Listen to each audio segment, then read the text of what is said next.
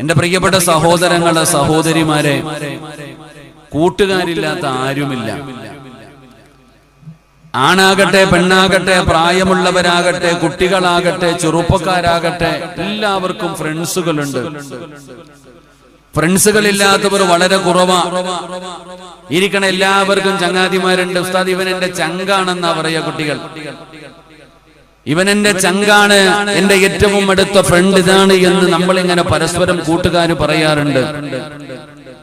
എന്നാൽ എന്തിനാണ് നമ്മൾ കൂട്ടുകാരെ തിരഞ്ഞെടുക്കുന്നത്? എന്തിനാണ്? ഫ്രണ്ട്സിനെ കൊണ്ടുള്ള നേട്ടം എന്താ? എടോ, ആത്മാർത്ഥ സുഹൃത്ത് എന്ന് പറയുന്ന ആള് ജീവിതത്തിൽ പ്രയാസമുണ്ടാകുമ്പോ, ദുഃഖമാകട്ടെ സന്തോഷമാകട്ടെ, നമ്മുടെ ജീവിതത്തിൽ ഒരു ആത്മാർത്ഥ സുഹൃത്തിനെ മനസ്സിലാകുന്നത് സന്തോഷത്തിന്റെ വേളയിൽ മാത്രമല്ല, നമ്മളൊന്ന് വീണു പോകുമ്പോൾ നമ്മുടെ കൈപിടിക്കുന്നവനാ ആത്മാർത്ഥ സുഹൃത്ത്. നമുക്കൊരു പ്രയാസമുണ്ടാകുന്ന സമയത്ത് നമ്മുടെ കൂടെ നിൽക്കുന്നവനാ നമ്മുടെ ആത്മാർത്ഥ സുഹൃത്ത്. എന്നാൽ ഈ വാഴ കേൾക്കാൻ ഈ കാണുന്ന ഈ ഗ്രൗണ്ടിൽ ഒരുമിച്ച് കൂടിയ, ഈ ബീച്ചിന്റെ പരിസരത്ത് ഒരുമിച്ച് കൂടിയ ആണുങ്ങളോടും പെണ്ണുങ്ങളോടും ഞാൻ ചോദിക്കട്ടെ, എന്റെ പ്രിയപ്പെട്ട സഹോദരങ്ങളെ, നീ ഏറ്റവും കൂടുതൽ ഇഷ്ടപ്പെടുന്ന നിന്റെ ചങ്ങാതി, നീ എത്രത്തോളം അവരെ സ്നേഹിച്ചാലും, എന്തെല്ലാം വാരിക്കോരി നിങ്ങൾ കൊടുത്താലും, ഈ സുഹൃത്ത് എത്ര കാലമാണ് നിങ്ങളുടെ കൂടെ ഉണ്ടാവുക? നമ്മൾ എത്ര കണ്ട് ആത്മാർത്ഥമായി സ്നേഹിക്കുന്നവരാണെങ്കിലും ആ ചങ്ങാതിമാരെല്ലാം നമ്മളെ ഒരു ദിവസം കൈവിടുന്നവരാണ്. എന്തായാലും നമ്മൾ എത്ര കണ്ട് സ്നേഹിച്ചാലും, അത് വാപ്പയാകട്ടെ, ഉമ്മയാകട്ടെ, ഭാര്യയാകട്ടെ, ഭർത്താവാകട്ടെ, മക്കളാകട്ടെ, കുടുംബക്കാരനാകട്ടെ, കൂടപ്പറപ്പാകട്ടെ, കൂടെ പഠിച്ചവനാകട്ടെ, നാട്ടുകാരനാകട്ടെ, നമ്മൾ ആരെ എത്ര കണ്ട് സ്നേഹിച്ചാലും ഈ സ്നേഹിച്ചവര് മുഴുവനും നമ്മളെ കൈയൊടിയുന്ന ഒരു ദിവസമുണ്ട്. നമ്മുടെ ജീവിതത്തിൽ ഏറ്റവും കൂടുതൽ സഹായത്തിന്റെ ആവശ്യമുണ്ടാകുമ്പോ, നമ്മുടെ ജീവിതത്തിൽ ഒറ്റപ്പെട്ടു പോകുമ്പോ, പഠിച്ചവനെ ആരാരും സഹായിക്കാനില്ലാത്ത ഒരവസരം നമ്മുടെ ജീവിതത്തിൽ കടന്നു വരുമ്പോ, ആ അവസരത്തിൽ നമ്മൾ സ്നേഹിക്കുന്നവര് മുഴുവനും നമ്മളെ കൈവിടുകയാണ്. എപ്പോഴാണ് കൈവിടുന്നതെന്നറിയോ? നിങ്ങളുടെ നാട്ടിലെ പള്ളിയുടെ മിനാരത്തിൽ ഒരു ദിവസം വിളിച്ചു പറയുകയാ, ഇന്നാ ലില്ലാഹി വ ഇന്നാ ഇലൈഹി റാജിഊൻ. നിങ്ങളുടെ പള്ളിയുടെ മിനാരത്തിൽ ഒരു ദിവസം വിളിച്ചു പറയുകയാ, നീ മരണപ്പെട്ടു പോയെന്ന്. പടച്ചറപ്പേ, നിന്റെ വീട്ടിലെ ടാർപ്പ കെട്ടുകയാ, കസേര നിരത്തുകയാ, എല്ലാവരും കടന്നു വരികയാണ്. നീ മരിച്ചുപോയെന്നറിയുമ്പോൾ എല്ലാവരും നിന്റെ വീട്ടിലേക്ക് കടന്നു വരുന്നു. അന്ന് വിളിക്കാതെ തന്നെ ജനങ്ങളെ കടന്നു വരികയാണ്. ആർക്കും പരാതിയില്ല, സങ്കടമില്ല, നേരിട്ട് വിളിച്ചില്ല എന്ന പരാതിയില്ല. എല്ലാവരും നിന്റെ വീട്ടിലേക്ക് ഓടി കടന്നു വരികയാണ്. പടച്ചവനെ, അവസാനം നിന്റെ ജനാസ എടുത്തുകൊണ്ട് വീടിന്റെ സൈഡിൽ കൊണ്ടുപോയി മലർത്തി കിടത്തിയിട്ട് വസ്ത്രങ്ങൾ അടിച്ചു മാറ്റി, നജസുകൾ ഒഴിവാക്കി, നഖത്തിനടിയിലെ അഴുക്കുകൾ പോലും എടുത്തു കളഞ്ഞു. അവസാനം പടച്ചവനെ, നിന്റെ ജനാസ അവിടുന്ന് ചെറിയ ചൂടുള്ള വെള്ളത്തിന്റെ അകത്ത് കുളിപ്പിക്കുകയാ, അവിടുന്ന് സുഗന്ധമിട്ട വെള്ളമൊഴിക്കുകയാ. പടച്ചവനെ, നിന്നെ ഒതുപടിപ്പിക്കുകയാണ്, നല്ലതുപോലെ കുളിപ്പിച്ച് ഒരുക്കുകയാണ്, നിന്നെ തുടച്ച് വൃത്തിയാക്കുകയാ. എന്നിട്ട് ജീവിതത്തിൽ ഒരിക്കലും ധരിക്കാത്ത 3 കഷ്ണം വെള്ളത്തുണിയുണ്ടല്ലോ, ആ വെള്ളത്തുണിക്കകത്ത് നിന്റെ ജനാസയങ്ങ് പൊതിയുകയാണ്. എന്നിട്ട് ഒരാൾ വന്ന് പുറത്തു നിന്ന് പറയുന്നു, എല്ലാവരും ഒന്ന് മാറി നിൽക്കാൻ. അല്ലാഹുവേ, നാട്ടുകാര് മുഴുവനും നിന്റെ വീട്ടിൽ ഒരുമിച്ച് കൂടുമ്പോ അവിടെ നിന്ന് വിളിച്ചു പറയുന്നു, എല്ലാവരും ഒന്ന് മാറി നിൽക്കാൻ. അങ്ങനെ ജനങ്ങൾ മുഴുവനും മാറി നിൽക്കുമ്പോ നിന്റെ ജനാസ കുഞ്ഞുങ്ങളെ എടുത്തുകൊണ്ട് വരുന്നത് പോലെ വളരെ സൂക്ഷ്മതയോടുകൂടി എടുത്തുകൊണ്ട് വരികയാ. വീടിനകത്ത് വിരിച്ചിട്ടിരിക്കുന്ന 3 കഷ്ണം വെള്ളത്തുണിയുടെ മുകളില് നിന്നെ കൊണ്ടുവന്ന് മലർത്തി കിടത്തുകയാണ്. ഈ ബങ്കരയുടെ പരിസരത്തുള്ള എല്ലാവരും നിന്റെ വീട്ടിൽ കടന്നു വന്നിരിക്കുകയാണ്. അവസാനമായി നിന്നെയൊന്ന് കാണുന്നതിന് വേണ്ടി ജനങ്ങൾ മുഴുവനും നിന്റെ വീടിന്റെ മുറ്റത്ത് വരുമ്പോ പള്ളിയിലെ ഇമാമ് വന്നിട്ടുണ്ട്, കമ്മറ്റിക്കാര് വന്നിട്ടുണ്ട്, കാരണവന്മാര് വന്നിട്ടുണ്ട്, ഉസ്താദന്മാര് വന്നിട്ടുണ്ട്, ആണും പെണ്ണും വന്നിട്ടുണ്ട്. എല്ലാവരും നിന്നെ അവസാനമായി ഒന്ന് കാണുന്നതിന് വേണ്ടി നിന്റെ വീടിന്റെ മുറ്റത്ത് ഒരുമിച്ച് കൂടുമ്പോ ചോദിക്കുമ്പോ അത് ആരോ ചോദിക്കുന്നുണ്ട്, പഞ്ഞിയെവിടെ? ആ സുഗന്ധം തേച്ച പഞ്ഞിയെവിടെ? എന്തിനാണ് പഞ്ഞി ചോദിക്കുന്നതെന്നറിയുമോ? നിനക്കുള്ള ദ്വാരമാ പഞ്ഞി കൊണ്ടടയ്ക്കുന്നേ, കാണേണ്ടവർ കണ്ടോ ഇതാ പൊതിയുന്നേ. മയ്യത്തുകട്ടിൽ തോളിലേക്കുയരുന്നേ, പുരയ്ക്കുള്ളിലപ്പോൾ രോദനം ഉയരുന്നേ. അരുമക്കിടാങ്ങൾ വാപ്പയെ വിളിക്കുന്നേ, അതിനുത്തരം നൽകാതെ നീ കിടക്കുന്നേ. നിന്റെ അടുക്കലിരുന്നിട്ട് ആരോ ചോദിക്കുകയാണ്, പഞ്ഞിയെവിടെ? ആ സുഗന്ധം തേച്ച പഞ്ഞിയെവിടെ? അവിടെ നിന്ന് വാങ്ങുകയാണ്, മുക്കിന്റെ ദ്വാരത്ത് വെക്കുകയാണ്. എന്നിട്ട് പറയുകയാ, കാണേണ്ടവരൊക്കെ കണ്ടുകൊള്ളാൻ, കാണേണ്ടവരൊക്കെ കണ്ടുകൊള്ളാൻ. പൊതിയാ പോകുകയാണ്, കാണേണ്ടവരൊക്കെ കണ്ടുകൊള്ളാൻ. വിളിച്ചു പറയുന്നത് നിന്റെ ചങ്കാടാ, ചെറുപ്പക്കാരാ, എന്റെ പെങ്ങളെ, നിന്റെ കുടുംബമാണ്, നീ ഏറ്റവും കൂടുതൽ ഇഷ്ടപ്പെട്ടവരാണ് പറയുന്നത്, കാണേണ്ടവരൊക്കെ കണ്ടുകൊള്ളാൻ. അല്ലാഹുവേ, അങ്ങനെ എല്ലാവരും നിന്നെ അവസാനമായി ഒന്ന് കാണുന്നതിന് വേണ്ടി നിന്റെ ജനാസയുടെ ചാരത്തിങ്ങനെ തിരക്ക് കൂട്ടുമ്പോ അതാ വിളിച്ചു പറയുന്നു, കണ്ടതൊക്കെ മതി പൊതിയാൻ, കണ്ടതൊക്കെ മതി പൊതിയാൻ. അവസാനം 3 കഷ്ടം വെള്ള തുണിയിൽ പൊതിഞ്ഞിട്ട് അല്ലാഹുവേ, ലക്ഷങ്ങൾ ചെലവഴിച്ച് നീ പണിത വീടിനകത്ത് നിന്ന് നിന്റെ വീടിന്റെ മുറ്റത്ത് കൊണ്ട് വെച്ചിരിക്കുന്ന മയ്യത്ത് കട്ടിലെന്ന് പറയുന്ന വാഹനമുണ്ടല്ലോ, ആ വാഹനത്തിന്റെ അകത്തേക്ക് നിന്റെ ജനാസ എടുത്തങ്ങ് കടത്തുകയാ. റബ്ബേ, ഒരു മരണ വീട്ടിൽ ഏറ്റവും കൂടുതൽ നിലവിളി കേൾക്കുന്ന സമയം അപ്പോഴാണ്. ഒരു മരണ വീട്ടിൽ ഏറ്റവും കൂടുതൽ കരച്ചിൽ കേൾക്കുന്ന സമയം അപ്പോഴാണ്. ആ മയ്യത്ത് കെട്ടിൽ 6 പേര് തന്റെ ചുമലിലേക്ക് ആ ജനാസയങ്ങ് ഉയർത്തുമ്പോ ലാ ഇലാഹ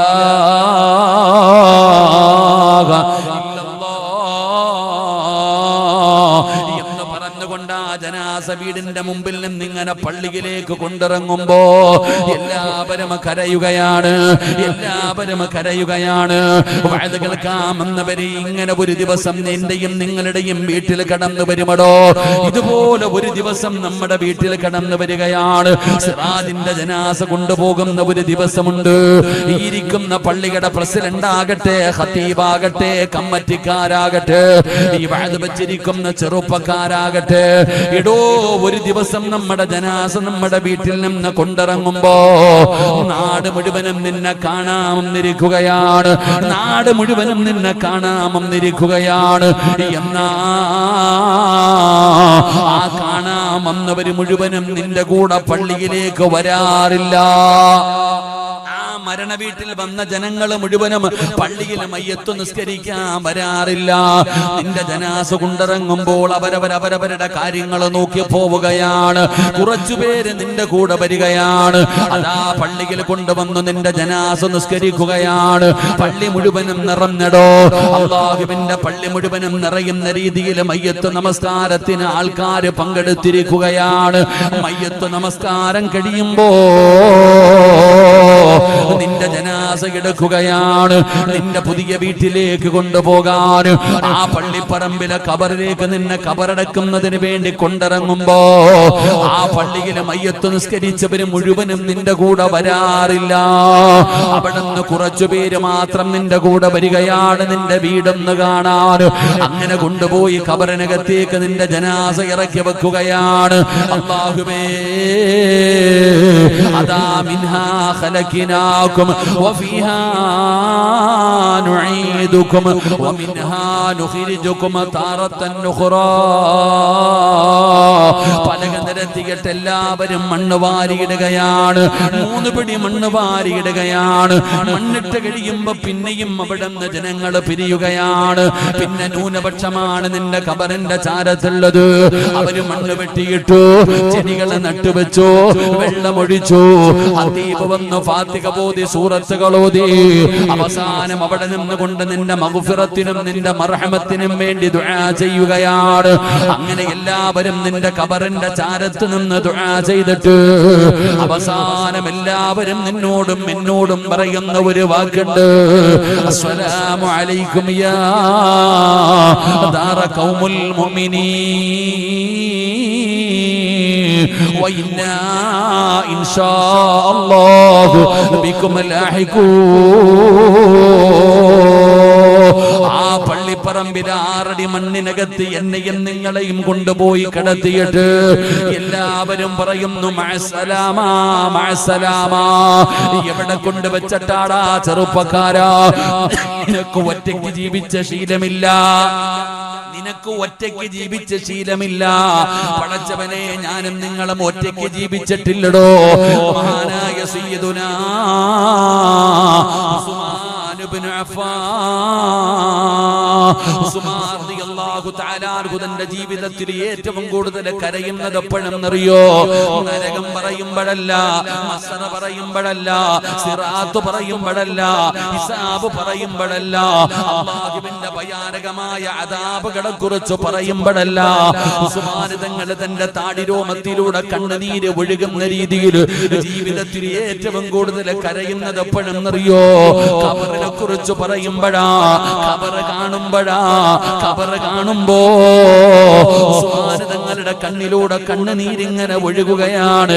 എല്ലാവരും ചോദിച്ചു, ഉസ്മാൻ തങ്ങളെ ഇതുപോലെ വേറെ ഒരു കാര്യം പറയുമ്പോഴും നിങ്ങൾ കരയാറില്ലല്ലോ. നരകത്തിന്റെ അദാബുകളെ കുറിച്ച് പറയുമ്പോ പോലും നിങ്ങൾ ഇതുപോലെ കരയാറില്ലല്ലോ. പിന്നെ എന്തുകൊണ്ടാണ് ഖബർ കാണുമ്പോ ഇങ്ങനെ കരയുന്നത്? ഉസ്മാൻ തങ്ങൾ പറഞ്ഞ മറുപടി എന്തെന്നറിയോ? എടാ ചെറുപ്പക്കാരാ, ഖബറെന്നു കേട്ടാൽ തൽക്ഷണം ഞെട്ടേണ്ടതാ, കണ്ടാലുടൻ വാ വിട്ടു നീ കരയേണ്ടതാ. മേടയ്ക്കു പകരം മാളമാ സുബ്ഹാനാ റബ്ബിയതിൽ കിടക്കേണ്ടതാ നസുമാനാ.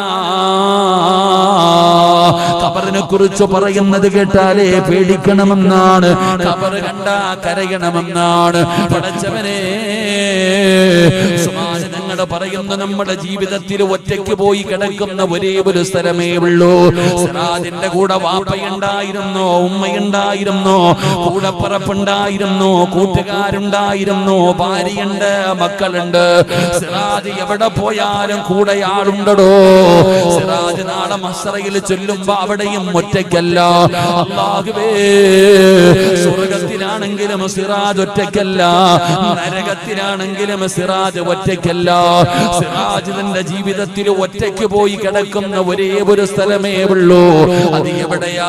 6 അടി മണ്ണെന്ന് പറയുന്ന ഖബറാ. ആ ഖബറിനകത്ത് നമ്മൾ ഒറ്റയ്ക്കാണ് പോയി കിടക്കേണ്ടത്. ഓടിച്ചാടി നടന്നിരുന്ന നമ്മള് 3 കഷ്ടം തുണിയിൽ പൊതിഞ്ഞിട്ട് പടച്ചവനെ ആ കുടിക്കകത്ത് ഇറക്കി കിടത്തിയിട്ട് പലക നിരത്തിയിട്ടും മണ്ണിട്ട് മൂടിയിട്ട് എല്ലാവരും പോയിരിക്കുകയാണ്. അവിടെയാണ് സഹായം വേണ്ടത്, അവിടെയാണ് കൂടെയാണ് വേണ്ടത്. എന്നാ നമ്മൾ സ്നേഹിക്കുന്നവര് മുഴുവനും നമ്മളെ ആ പള്ളിപ്പറമ്പിലെ കുഴിക്കകത്ത് കൊണ്ടുപോയി കുഴിച്ചിട്ടിട്ട് പോകുമെങ്കിൽ സഹോദരാ, കൂട്ടുകാരെന്ന് പറഞ്ഞാൽ അവരാണോ? നമ്മൾ എത്ര കണ്ട് സ്നേഹിക്കുന്നവരാണെങ്കിലും ആ സ്നേഹിക്കുന്നവർ മുഴുവനും ഇവിടത്തെ പള്ളിയുടെ കബറും കാട്ടിൽ കൊണ്ടുപോയി നിന്നെ ഒരു കുഴിയെടുത്ത് അതിനകത്തിട്ട് പലക നിരത്തും, ഒരല്പമെങ്കിലും വെളിച്ചം പോകുന്നുണ്ടെങ്കിൽ അതുകൂടെ അടയ്ക്കും. എന്നിട്ട് മണ്ണ് വിട്ടു മൂടി 2 ചെടിയും നട്ട് വെള്ളം ഒഴിച്ചിട്ട് പറയും ഇനി കാണാം മഅസ്സലാമ. അല്ലാഹു നമുക്ക് ഈമാൻ നൽകുമാറാകട്ടെ. അല്ലാഹു നമുക്ക് ഈമാൻ നൽകുമാറാകട്ടെ. അല്ലാഹു നമുക്ക് ഈമാൻ നൽകുമാറാകട്ടെ. എടാ, ജീവിതത്തിൽ പ്രയാസം ഉണ്ടാകുമ്പോഴല്ലേ കൂട്ടുകാരന്റെ സഹായം വേണ്ടത്? അങ്ങനല്ലേ ചങ്ങായിമാരെ? ആണോ അല്ലേ? എടാ, നമ്മൾക്ക് പ്രയാസത്തിൽ നടക്കുമ്പോ അപ്പോഴല്ലേ സന്തോഷത്തിൽ നടക്കുമ്പോ എല്ലാം കൂടെ കാണും. പണമുണ്ട് എങ്കിൽ പരിസരം ജന നിമിടമാ, പേക്കൂത്ത് തീർന്നാൽ പിന്നെ കൂത്തുകാരൻ മാത്രം. നിന്റെ അടുത്ത് പണമുണ്ട്, അധികാരമുണ്ട്, എല്ലാം ഉണ്ട്, നിന്റെ കൂടെ എത്ര ആള് വേണമെങ്കിലും നടക്കും. നീ ഒന്ന് വീണ് നോക്കിക്കേ, ആരും കാണില്ല നമ്മുടെ കൂടെ. അപ്പൊ നമ്മുടെ ആത്മാർത്ഥ സുഹൃത്തുക്കളെ നമ്മുടെ കൂടെ കാണും. അള്ളാഹു നമ്മളെ ആ കൂട്ടത്തിൽ പെടുത്തുമാറാകട്ടെ. എടാ, ഏതെങ്കിലും ഒരു ചങ്ങാതി പള്ളിപ്പറമ്പിൽ ഇരിക്കുന്നത് നിങ്ങൾ കണ്ടിട്ടുണ്ടോ? വാപ്പാടെയോ ഉമ്മാടെയോ കൂട്ടുകാരന്റെയോ കൂടപ്പുറപ്പിന്റെയോ ഖബറിന്റെ ചാരത്ത് ഏതെങ്കിലും ഒരു മനുഷ്യൻ ഒരല്പനേരം ഇരിക്കുന്നത് നിങ്ങൾ ആരെങ്കിലും കണ്ടിട്ടുണ്ടോ? എടോ, കൊണ്ടുപോയി ഖബറടക്കിയിട്ട് എല്ലാരും ഓടുക. ഖബറടക്കി കഴിഞ്ഞാൽ എല്ലാരും ഓടാ. ആ ഖബറിന്റെ ചാരത്ത് നിന്ന് ഏറ്റവും അവസാനം പോകുന്ന ആളാരാ? ആരാടോ ഏറ്റവും അവസാനം പോകുന്നേ? പള്ളിക്കാട്ടിലെ ഖബറിന്റെ ചാരത്ത് നിന്ന് ഏറ്റവും അവസാനം പോകുന്നത് ആരാ അറിയോ? പോയിട്ടുണ്ടോ പള്ളിക്കാട്ടിൽ? ഖബറ് വെട്ടുന്നവൻ. അല്ലാഹു ഈമാൻ നൽകുമാറാകട്ടെ. ഖബറ് വെട്ടുന്നവനെ ഏറ്റവും അവസാനം പോകുന്നത്. കാരണം എന്തേ? അവന്റെ പണിയായുധം എടുക്കാനുള്ളത് കൊണ്ട് ഓൻ അവസാനം വരെ നിൽക്കും. എല്ലാവരും ആ പള്ളിക്കാട്ടിലെ പറമ്പിൽ കൊണ്ടുപോയി കുഴിച്ചിട്ടിട്ട് നമ്മളെ ഒറ്റയ്ക്ക് കൊണ്ട് കിടത്തിയിട്ട് പൊക്കളയെല്ലാം. അല്ലാഹു നമുക്ക് ഈമാൻ നൽകുമാറാകട്ടെ. അല്ലാഹു നമുക്ക് ഈമാൻ നൽകുമാറാകട്ടെ. അപ്പൊ ചങ്ങാതി എന്ന് പറഞ്ഞാൽ അവിടെയും കൂടെ വരുന്നവനാകണം. കൂട്ടുകാരൻ എന്ന് പറഞ്ഞാൽ ആ പള്ളിപ്പറമ്പിലെ ഖബറിനകത്ത് നമ്മുടെ കൂടെ വരുന്നവനാ നമ്മുടെ ചങ്ങാതി. അവൻ ഖബറിനകത്ത് വരും, മരിക്കുന്ന സമയത്ത് വരും, ഖബറിനകത്ത് വരും, പരലോകത്ത് വരും, സിറാത്തിൽ വരും, സ്വർഗത്തിലും നമ്മുടെ കൂടെ വരുന്ന ചില നല്ല കൂട്ടുകാരുണ്ട്. അല്ലാഹു ആ കൂട്ടത്തിൽ നമ്മളെ പെടുത്തുമാറാകട്ടെ. നല്ല ചങ്ങാതി ആരാ? എന്റെ പ്രിയപ്പെട്ട സഹോദരാ, നല്ല കൂട്ടുകാരന്മാരുണ്ടോ? ഞാൻ നിങ്ങൾക്കൊരു കൂട്ടുകാരനെ പറഞ്ഞു തരാ. ചെറുപ്പക്കാരാ, കേൾക്കാൻ ഓടി വന്ന പെങ്ങള്, ഒരിക്കലും ചതിക്കാത്ത ഒരു കൂട്ടുകാരനെ പറഞ്ഞു തരാ. ആ കൂട്ടുകാരൻ ആരെന്നറിയോ? നിന്റെ കൂടെ ഇപ്പോഴും നടക്കുന്നുണ്ട് പെങ്ങള്. എന്റെയും നിങ്ങളുടെയും കൂടെ ഇപ്പോഴും ഈ വഅദിന്റെ മജ്‌ലിസിലുണ്ട്. ഇപ്പോഴും നിന്റെ കൂടെ നടക്കുകയാണ്. നമ്മൾ പരിചയപ്പെടേണ്ടത് ആരെയാണെന്നറിയോ? ജീവിതത്തിൽ നമ്മൾ ഏറ്റവും കൂടുതൽ സ്നേഹിക്കേണ്ടത് ആരെയാ? പരിചയപ്പെടേണ്ടത് ആരെയാ? എന്റെ പ്രിയപ്പെട്ട സഹോദരാ, ഞാനും നിങ്ങളും അല്ലാഹുവേ ജീവിതത്തിൽ ആദ്യമായിട്ട് നമ്മൾ ആരെയാണ് കണ്ടതെന്നറിയോ? ജീവിതത്തിൽ ആദ്യമായിട്ട് നമ്മൾ ആരെയാ കണ്ടത്? നമ്മൾ ഉമ്മയുടെ ഗർഭാശയത്തിൽ കിടന്നു 4 മാസം പ്രായമായപ്പോ ഉമ്മയുടെ ഗർഭാശയത്തിന്റെ അകത്തൊരു മലക്ക് കടന്നു വരികയാണ്. ഒരു മലക്ക് ഉമ്മാടെ വയറ്റിലേക്ക് കടന്നു വരികയാണ്. ആ മലക്കാണ് നിനക്ക് റൂഹ് ഊതിയത്. ആ മലക്കാണ് നിനക്ക് റിസ്ക് എഴുതിയത്. ആ മലക്കാണ് നിന്നെ മരണം എഴുതിയത്. എല്ലാ കാര്യങ്ങളും കബദാൻ ഉമ്മയുടെ ഗർഭാശയത്തിൽ കിടക്കുമ്പോഴേ മലക്ക് വന്ന് എഴുതിയിരിക്കുകയാണ്. ആ മലക്കിനെ അവിടെ നിന്ന് കാണാൻ തുടങ്ങിയതാണ്. എന്റെ പ്രിയപ്പെട്ടവരെ, ഞാനും നിങ്ങളും ജനിച്ച കാലം മുതൽ നമ്മുടെ ചുമലുകളിൽ 2 മലക്കുകൾ കയറിയിരിക്കുകയാണ്. 38 കൊല്ലമായിട്ട് ഒരു നിമിഷം പോലും ഈ സിറാജിനെ പിരിയാതെ എന്റെ കൂടെ നടക്കുന്നത് എന്റെ ചുമലിൽ ഇരിക്കുന്ന മലക്കുകളാ. ഞാൻ ഉറങ്ങിയാലും അവരുറങ്ങാറില്ല. ഞാൻ എന്ത് ചെയ്താലും അവരെന്നെ വിട്ടു പിരിയാറില്ല. 38 കൊല്ലമായിട്ട് ഒരു നിമിഷം പോലും ഈ വഅദ് പറയുന്ന സമയത്ത് പോലും എന്റെ 2 ചുമലിലും 2 മലക്കുകൾ ഇരിക്കുകയാണ്. അവരൊരു നിമിഷം പോലും എന്നെ വിട്ടു പിരിയാറില്ല. റബ്ബേ, ഇനി സിറാജും മരിക്കാൻ കിടക്കുമ്പോ എടോ നമ്മുടെ ചുമലിരിക്കുന്ന മലക്കുകളുണ്ടല്ലോ, അല്ലാഹുവേ നമ്മൾ ആ മലക്കുകളെ നമുക്ക് തരുന്ന പ്രതിഫലം എന്താണ്? നമ്മൾ മരിക്കാൻ കിടക്കുന്ന സമയത്ത് ആ മലക്കുകൾ നമ്മുടെ ചാരത്ത് വരികയാണ്, എന്നിട്ട് പറയുകയാ, അതാ മലക്കുകൾ നമ്മുടെ ചാരത്ത് വന്നിട്ട് നഹ്നു ഔലിയാഉകും ഫിൽ ഹയാത്തി ദുനിയാ വഫിൽ ആഖിറ. അസ്റായിൽ എന്ന് പറയുന്ന മലക്ക് നമ്മുടെ റൂഹ് പിടിക്കുന്നതിന് വേണ്ടി കടന്നു വരുന്ന സമയത്ത് അല്ലാഹുവിന്റെ മലക്കുകൾ നമ്മളോട് പറഞ്ഞു തരികയാ, ലാ ഇലാഹ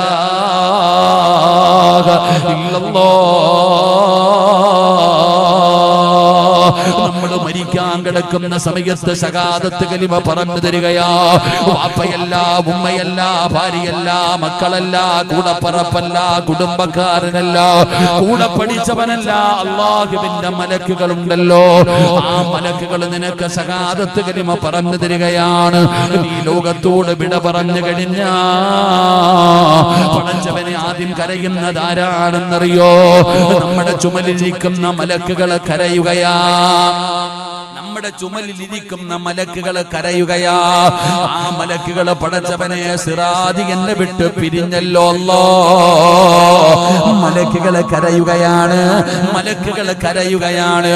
അല്ലാഹു ചോദിക്കുന്നു, നിങ്ങൾ എന്തിനാ കരയുന്നത്? സിറാജുമായി പിരിഞ്ഞല്ലോ പടച്ചവര്. ഒരു നല്ല കൂട്ടുകാരനായിരുന്നു തമ്പുരാന്, ഞങ്ങൾ പിരിയുകയാണ് പടച്ചവന്. മനസ്സു വരുന്നില്ല അല്ലാ, മനസ്സു വരുന്നില്ല അല്ലാ. ഈ വലത്തോളിലും ഇടത് തോളിലും ഇരിക്കുന്ന മലക്കുകളെ കരയുകയാണ്. അല്ലാഹു മലക്കുകളോട് ചോദിക്കുന്നു, നിങ്ങൾക്ക് പിരിയാൻ കഴിയില്ല? നിങ്ങൾ അത്രയും നല്ല ചങ്ങാതിമാരാണോ? നിങ്ങൾക്ക് പിരിയാൻ കഴിയുന്നില്ല എങ്കിൽ അല്ലാഹു പറയുകയാ, നിങ്ങൾ പിരിയണ്ട. അതാ ദുനിയാവിലിരുന്ന് ഇബാദത്ത് ചെയ്യ്, നിങ്ങൾ ദുനിയാവിലിരുന്ന് ഇബാദത്ത് ചെയ്യ്. ആർക്ക് വേണ്ടി? നിങ്ങളുടെ കൂട്ടുകാരന് വേണ്ടി. ഞാനും നിങ്ങളും മരിച്ചു പോയാലും നമ്മുടെ കൂടെ നടക്കുന്ന മലക്കുകൾ നമുക്ക് വേണ്ടി ഖിയാമത്ത് നാൾ വരെ ഇരുന്ന് ഇബാദത്ത് എടുക്കുകയാ.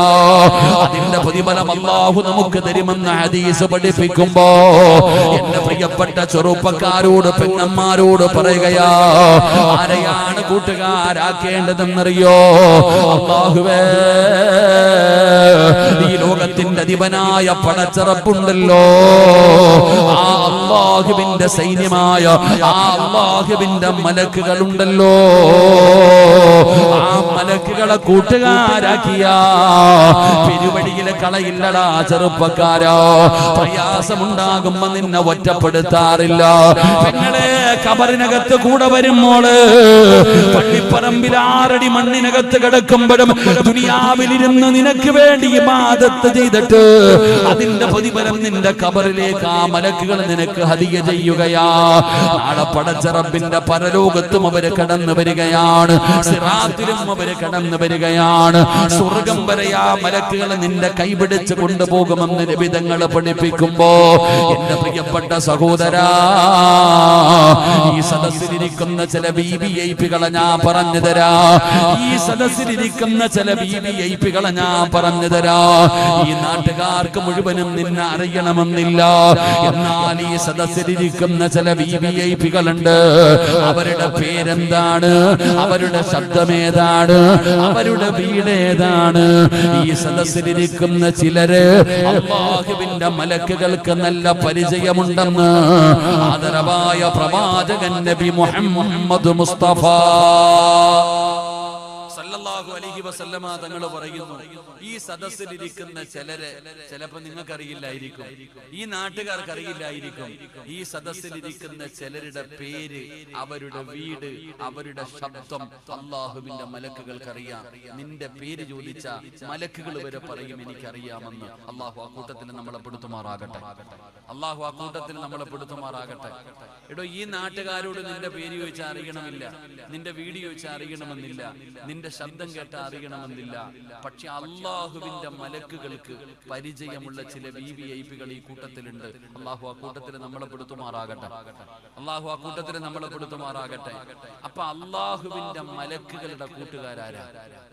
സഹോദരി, നീ നിന്റെ കൂട്ടുകാരെയൊക്കെ വിട്.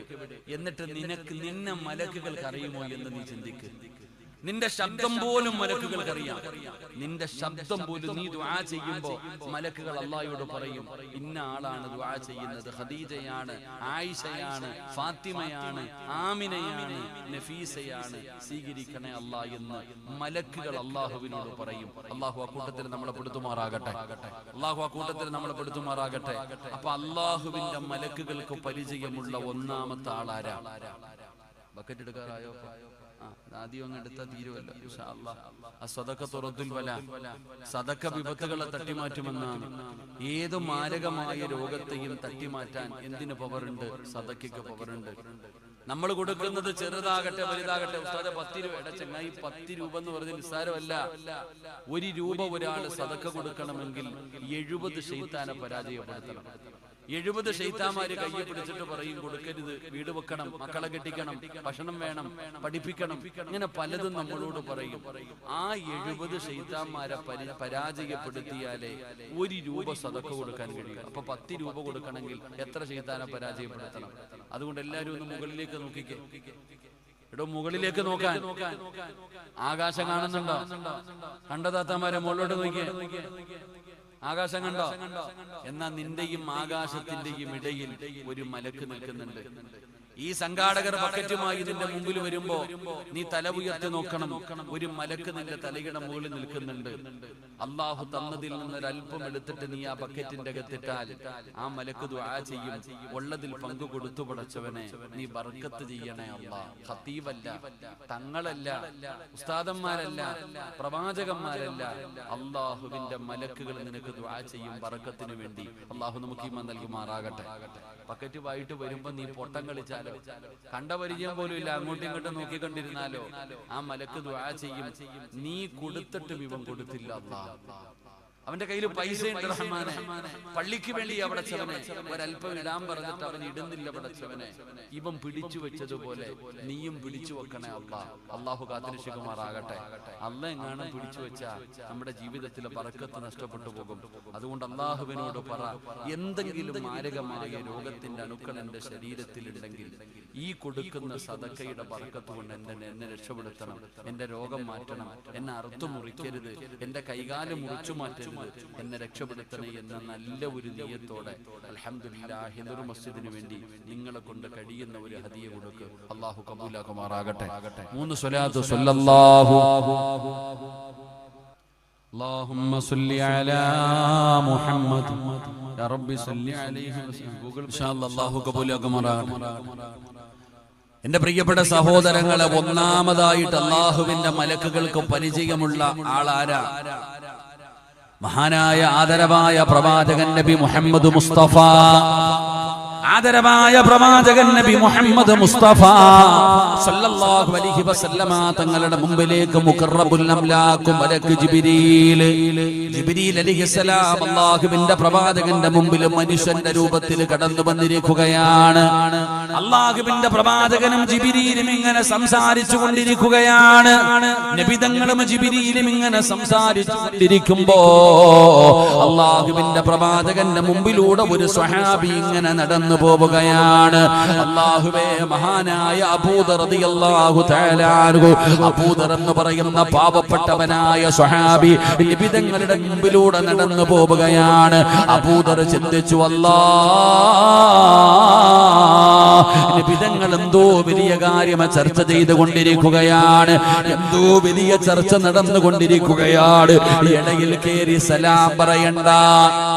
അല്ലാഹുവിന്റെ റസൂല് ഒരാളോട് സംസാരിച്ചു കൊണ്ടിരിക്കുന്നത് കണ്ടപ്പോ എന്തോ വലിയ ചർച്ച നടക്കുകയാണ്, ഇടയിൽ കയറി സലാം പറഞ്ഞു പ്രയാസപ്പെടുത്തണ്ട എന്ന് കരുതിയിട്ട് അബൂദർ റളിയല്ലാഹു തആല മിണ്ടാതെ നടന്നു പോവുകയാ. അല്ലാഹുവിന്റെ പ്രവാചകൻ സ്വല്ലല്ലാഹു അലൈഹി വസല്ലമ തങ്ങളുടെ മുമ്പിലൂടെ അബൂദർ എന്ന് പറയുന്ന സ്വഹാബി മിണ്ടാതെ നടന്നു പോകുമ്പോ അതാ പ്രവാചകനോട് ജിബ്രീൽ എന്ന് പറയുന്ന മലക്ക് ചോദിക്കുന്നു, യാ റസൂലല്ലാഹ്, അല്ലാഹുവിന്റെ നബിയേ, ആ പോകുന്നത് അബൂദറല്ലേ നബിയേ, ആ പോകുന്നത് അബൂദറല്ലേ നബിയേ, സലാം പറഞ്ഞില്ലല്ലോ നബിയേ, സലാം പറഞ്ഞില്ലല്ലോ നബിയേ. അബൂദർ സലാം പറഞ്ഞിരുന്നെങ്കിൽ ഞാൻ മടക്കുമായിരുന്നു നബിയേ. അല്ലാഹുവിന്റെ പ്രവാചകൻ സല്ലല്ലാഹു അലൈഹി വസല്ലമ തങ്ങളോട് ജിബ്രീൽ എന്ന് പറയുന്ന മലക്ക് പറയുമ്പോ അല്ലാഹുവിന്റെ റസൂൽ അത്ഭുതത്തോടെ ഇരിക്കുകയാണ്. നബി തങ്ങൾ അത്ഭുതത്തോടെ ഇരിക്കുകയാണ്. ജിബ്രീലേ, നിനക്ക് എങ്ങനെ അറിയാം ആ പോകുന്നത് അബൂദറാണെന്ന്, ആ സ്വഹാബിയുടെ പേര് അബൂദറാണെന്ന് നിനക്ക് എങ്ങനെ അറിയാ ജിബ്രീല്? എന്റെ അബൂദറിനെ നിനക്കറിയുമോ ജിബ്രീൽ? എന്റെ അബൂദറിനെ നിനക്ക് പരിചയമുണ്ടോ ജിബ്രീൽ? അല്ലാഹുവിന്റെ പ്രവാചകൻ സല്ലല്ലാഹു അലൈഹി വസല്ലമ തങ്ങൾ വളരെ അത്ഭുതത്തോടെ ചോദിക്കുകയാ, എങ്ങനെയാണ് എന്റെ അബൂദറിനെ പരിചയമുള്ളത്? മദീനക്കാർക്ക് പോലും ആ സ്വഹാബിയെ വലിയ പരിചയമില്ല. മദീനക്കാർക്ക് പോലും വലിയ പരിചയമില്ലാത്ത അബൂദർ എന്ന് പറയുന്ന ചെറുപ്പക്കാരനെ നോക്കിയിട്ടാണ് ജിബ്രീൽ ചോദിക്കുന്നത്, സലാം പറഞ്ഞില്ലല്ലോ നബിയേ, സലാം പറഞ്ഞിരുന്നെങ്കിൽ ഞാൻ മടക്കുമായിരുന്നു നബിയേ. അല്ലാഹുവിന്റെ പ്രവാചകൻ ചോദിച്ചു, നിനക്ക് എങ്ങനെ അറിയാ എന്റെ അബൂദറിനെ, നിനക്ക് എങ്ങനെ അറിയാ? യാ റസൂലല്ലാഹ് ഇന്നഹു ലഫീ നബി തങ്ങളോട് പറയുകയാണ്, അല്ലാഹുവിന്റെ റസൂലിനോട് പറയുന്നു, യാ റസൂലല്ലാഹ് മുത്തി നബിയേ, ദുനിയാവിലെ ജനങ്ങൾക്ക് അബൂദറിനെ അറിയില്ലെങ്കിലും ഏഴാകാശത്തിലുള്ള ഏതു മലക്കിനോട് ചോദിച്ചാലും ഈ അബൂദറിന്റെ പേര് പറയും നബിയേ. എല്ലാ മലക്കുകൾക്കും പരിചയമാ, എല്ലാ മലക്കുകൾക്കും അറിയാ, എല്ലാ മലക്കുകൾക്കും അറിയാ. ഏതു മലക്കിനോട് ചോദിച്ചാലും ഈ അബൂദറിന്റെ പേര് പറയും നബിയേ. ആ മലക്കുകളുടെ ലോകത്തിലെ വിവിഐപിയാ എന്ന് പറയുന്ന സ്വഹാബി നബി തങ്ങളുടെ മുമ്പിലൂടെ നടന്നു പോവുകയാ. നബി തങ്ങളും ജിബ്രീൽ അലൈഹിസ്സലാമും, ജിബ്രീൽ മനുഷ്യന്റെ രൂപത്തിലാവന്ന് അങ്ങനെ സംസാരിച്ചു കൊണ്ടിരിക്കുന്ന സമയത്ത് അബൂദർ റളിയല്ലാഹു തആല നടന്നു വരുന്നുണ്ട്. നിങ്ങളുടെ പള്ളിയിലെ ഖതീബ് ഉസ്താദ്, അദ്ദേഹത്തിന് അല്ലാഹു ആഫിയത്തുള്ള ദീർഘായുസ്സ് കൊടുക്കുമാറാകട്ടെ, ഉസ്താദ് ഇങ്ങനെ വലിയ എന്തോ ഒരു ചർച്ച നടക്ക കമ്മിറ്റിക്കാരുമായിട്ട്. അപ്പോഴാ നീ ഇങ്ങനെ നടന്നു പോണ, നീ വിചാരിച്ചു അല്ലാ എന്തിനാ അപ്പൊ ഇടയ്ക്ക് ഒരു സലാം പറയണേ എന്ന് കരുതിയിട്ട് നീ മിണ്ടാതെ നടന്നു പോകുന്നു. അബൂദർ തങ്ങൾ ഇങ്ങനെ നടന്നു പോകുമ്പോ ജിബ്രീൽ എന്ന് പറയുന്ന മലക്ക് ചോദിക്ക, ആ പോണത് അബൂദർ അല്ലേ നബിയെ? ആ പോകുന്നത് അബൂദർ അല്ലേ? സലാം പറഞ്ഞില്ലല്ലോ. പറഞ്ഞിരുന്നെങ്കിൽ ഞാൻ മടക്കിയാണ് നബിയെ. നബി തങ്ങൾ ചോദിക്കുന്നു, നിനക്ക് എങ്ങനെ അറിയാ അത് അബൂദറാണെന്ന്? ഇങ്ങനെ നിങ്ങൾ തമ്മിലുള്ള ആ പരിചയം എങ്ങനെ? അപ്പോഴാ പറയുന്നത്, നബിയെ, ഏഴാകാശത്തിലുള്ള ഏത് മലക്കിനോട് ചോദിച്ചാലും ഈ ചങ്ങാതിയുടെ പേര് പറയും. അല്ലാഹുവിന്റെ പ്രവാചകനോട് പറയുകയാണ്, മലക്കുകളുടെ ലോകത്തിൽ അല്ലാഹുവിന്റെ റസൂലിനോട് പറയുന്നു, യാ റസൂലല്ലാഹ് ഏത് മലക്കിനോട് ചോദിച്ചാലും പറഞ്ഞു തരും നബിയേ. അല്ലാഹുവിന്റെ മലക്കുകൾക്ക് മുഴുവനും പരിചയമുള്ള സ്വഹാബിയാണ്. അല്ലാഹുവിന്റെ റസൂല് ചോദിക്കുന്നു, എന്തുകൊണ്ടാണ് അബൂദറിനെ പരിചയപ്പെടാനുള്ള കാരണം എന്താണ്? എല്ലാ മലക്കുകളും അബൂദറിനെ ഇഷ്ടപ്പെടാനുള്ള കാരണം എന്താണ്? യാ റസൂലല്ലാഹ്, അല്ലാഹുവിന്റെ റസൂലേ, മലക്കുകൾക്ക് ഇഷ്ടമുള്ള ഒരു സ്വഭാവമുണ്ട് നബിയേ. അല്ലാഹുവിന്റെ മലക്കുകൾക്ക് ഇഷ്ടമുള്ള ഒരു സ്വഭാവമുണ്ട്. പടച്ചവനെ, നബി തങ്ങൾ ചോദിക്കുകയാ, എന്ത് സ്വഭാവമാണ് ഈ പറയുന്ന ഒരു സ്വഭാവം? ആർക്കാവുള്ളത്? പെങ്ങളെ, ഈ പറയുന്ന ഒരു സ്വഭാവം നിനക്കുണ്ടോ മോള്? എങ്കിലും നിന്നെ ജിബ്രീലിനറിയാ, മീകായിലിനറിയാ, ഇസ്രാഫീലിനറിയാ, അസ്റായിലിനറിയാ. ഏതു മലക്കിനോട് ചോദിച്ചാലും നിന്റെ പേര് പറയും പെങ്ങള്. എടാ ചെറുപ്പക്കാരാ, സ്വർഗത്തിന്റെ കാവൽക്കാരനായ റിദ്വാൻ എന്ന് പറയുന്ന മലക്കിനറിയാം നിന്റെ പേര്. ആ സ്വഭാവം ഏതെന്നറിയോ? അബൂദർ എന്ന് പറയുന്ന സ്വഹാബിക്ക് ഉണ്ടായിരുന്ന സ്വഭാവം എന്തെന്നറിയോ? വല്ലാ വല്ലാത്ത പരിത്യാഗിയായ സ്വഹാബിയാ അബൂദർ എന്ന് പറയുന്ന സ്വഹാബിയുടെ പ്രത്യേകത എന്തെന്നറിയോ? ദുനിയാവിനോട് വല്ലാത്ത വെറുപ്പായിരുന്നു. ദുനിയാവിനോട് വല്ലാത്ത വെറുപ്പായിരുന്നു. മരണത്തിന് ശേഷമുള്ള ജീവിതത്തിനോട് വല്ലാത്ത ആർത്തിയായിരുന്നു. പടച്ചവനെ, ദുനിയാവ് വലിച്ചെറിഞ്ഞടോ, ദുനിയാവ് വലിച്ചെറിഞ്ഞടോ. എന്നിട്ട് ആഖിറത്ത് സ്വീകരിക്കാൻ തയ്യാറായി. ദുനിയാവ് വലിച്ചെറിഞ്ഞിട്ട് ആഖിറത്ത് ഇഷ്ടപ്പെട്ടപ്പോ അല്ലാഹുവിന്റെ മലക്കുകളെ പെട്ടെന്ന് സ്നേഹിച്ചടോ. എന്നാ നമ്മുടെ അവസ്ഥ എന്താണ്? നമുക്ക് ദുനിയാവ് മതി, നമുക്ക് ദുനിയാവ് മതി, ആഖിറം വേണ്ടടോ. മരണം എവിടെ പോയാലും, ഏത് വഅദിന് പോയാലും മരണവും ഖബറും നരകവും പരലോകവും സിറാത്തും മീസാനും ഇതല്ലാതെ വേറെ വിഷയമൊന്നുമില്ല. എത്രയോ നല്ല നല്ല വിഷയങ്ങൾ കിടക്കുന്നു. ഇവിടെ ചെന്നാല് ഖബറ്, മരണം, നരകം ഇതല്ലാതെ വേറെ ഒന്നുമില്ലല്ലോ.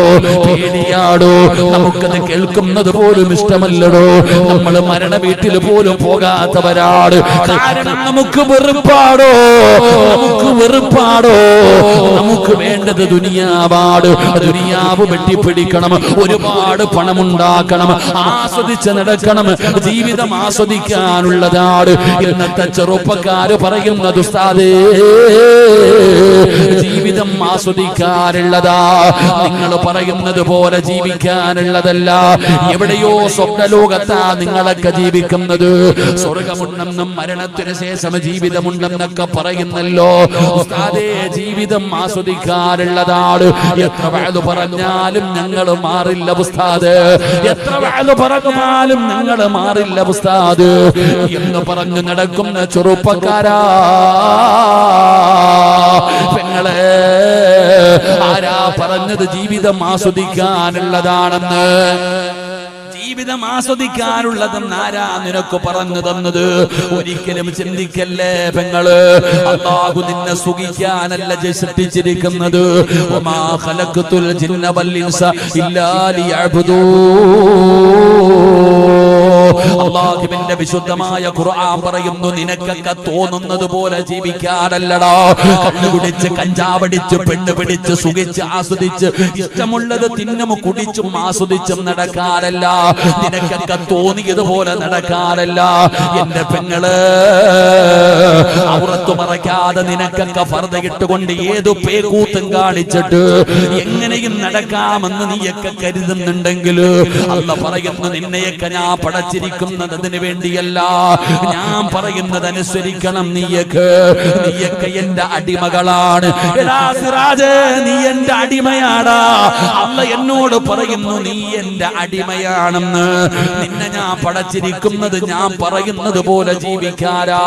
ഞാൻ പറയുന്നതേ നീ തിന്നാവോ, ഞാൻ പറയുന്നതേ നീ കുടിക്കാവോ, ഞാൻ പറയുന്നതേ നീ ധരിക്കാവോ, ഞാൻ പറയുന്നതേ നീ ചെയ്യാവോ.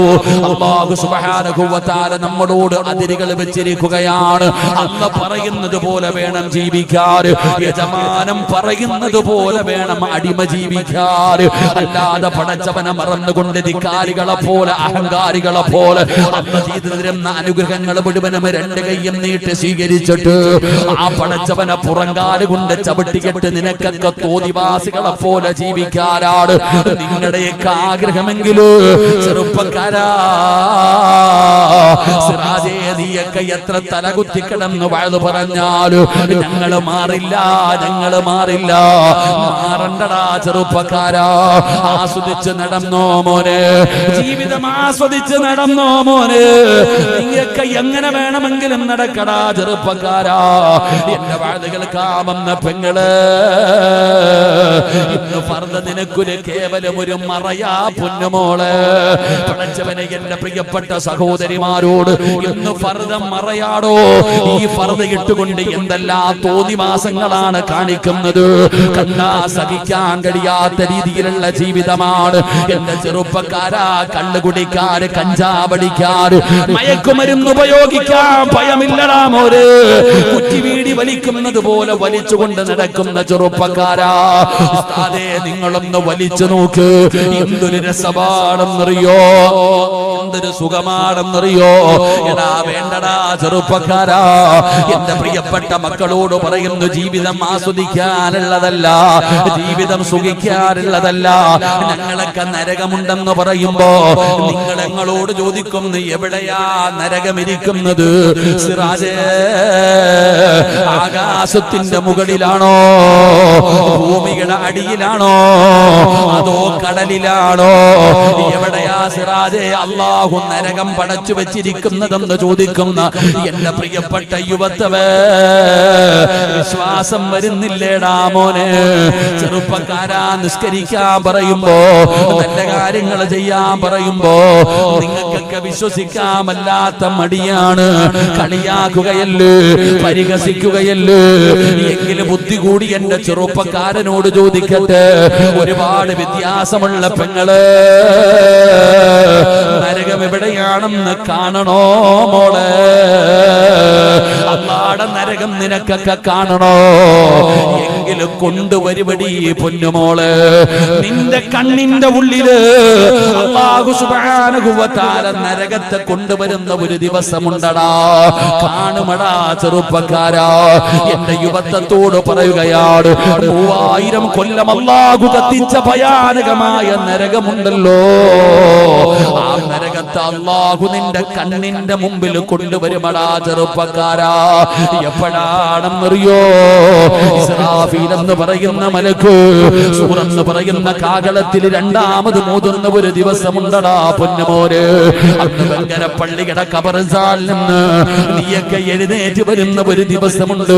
പട്ടിയുടെ കോലത്തിൽ, പന്നിയുടെ കോലത്തിൽ, കഴുതയുടെ രൂപത്തിൽ, പേപ്പട്ടിയെ പോലെ വരുന്നവർ, നടന്നു വരുന്നവർ, എഴഞ്ഞു വരുന്നവർ, മുഖത്ത് മാംസമില്ലാത്തവർ, കുഷ്ഠരോഗികളെ പോലെ വരുന്നവർ, മൃദുമലയോളം വലിപ്പമുള്ള വയറ് വലിച്ചു കൊണ്ടുവരുന്നവർ, മലദ്വാരത്ത് കുടികുത്തി വെച്ച് വരുന്നവർ, ഇതുപോലെ പേപ്പട്ടിയെ പോലെ നാക്കിങ്ങനെ നീട്ടിയിട്ട് കടന്നു വരുന്നവർ, രണ്ട് നാവുമായി കടന്നു വരുന്നവർ, പൊഴുത്തു നാറിയവരെ പോലെ ദുർഗന്ധമടിക്കുന്ന കോലത്തിൽ കടന്നു വരുന്നവർ, ഇതുപോലെ ഉടുതുണിയില്ലാതെ ഞാനും നിങ്ങളും അല്ലാഹുവിന്റെ കോടതിയിലേക്ക് കടന്നു വരും പെങ്ങള്. അന്ന് നിന്റെ മുഖത്ത് വല്ലാത്ത ഭയമാ, നിനക്ക് വല്ലാത്ത പേടിയാ. നിന്റെ തല പോലും ഒന്ന് ഉയർത്തി നോക്കാൻ നിനക്ക് ഭയമുള്ള ദിവസമാ.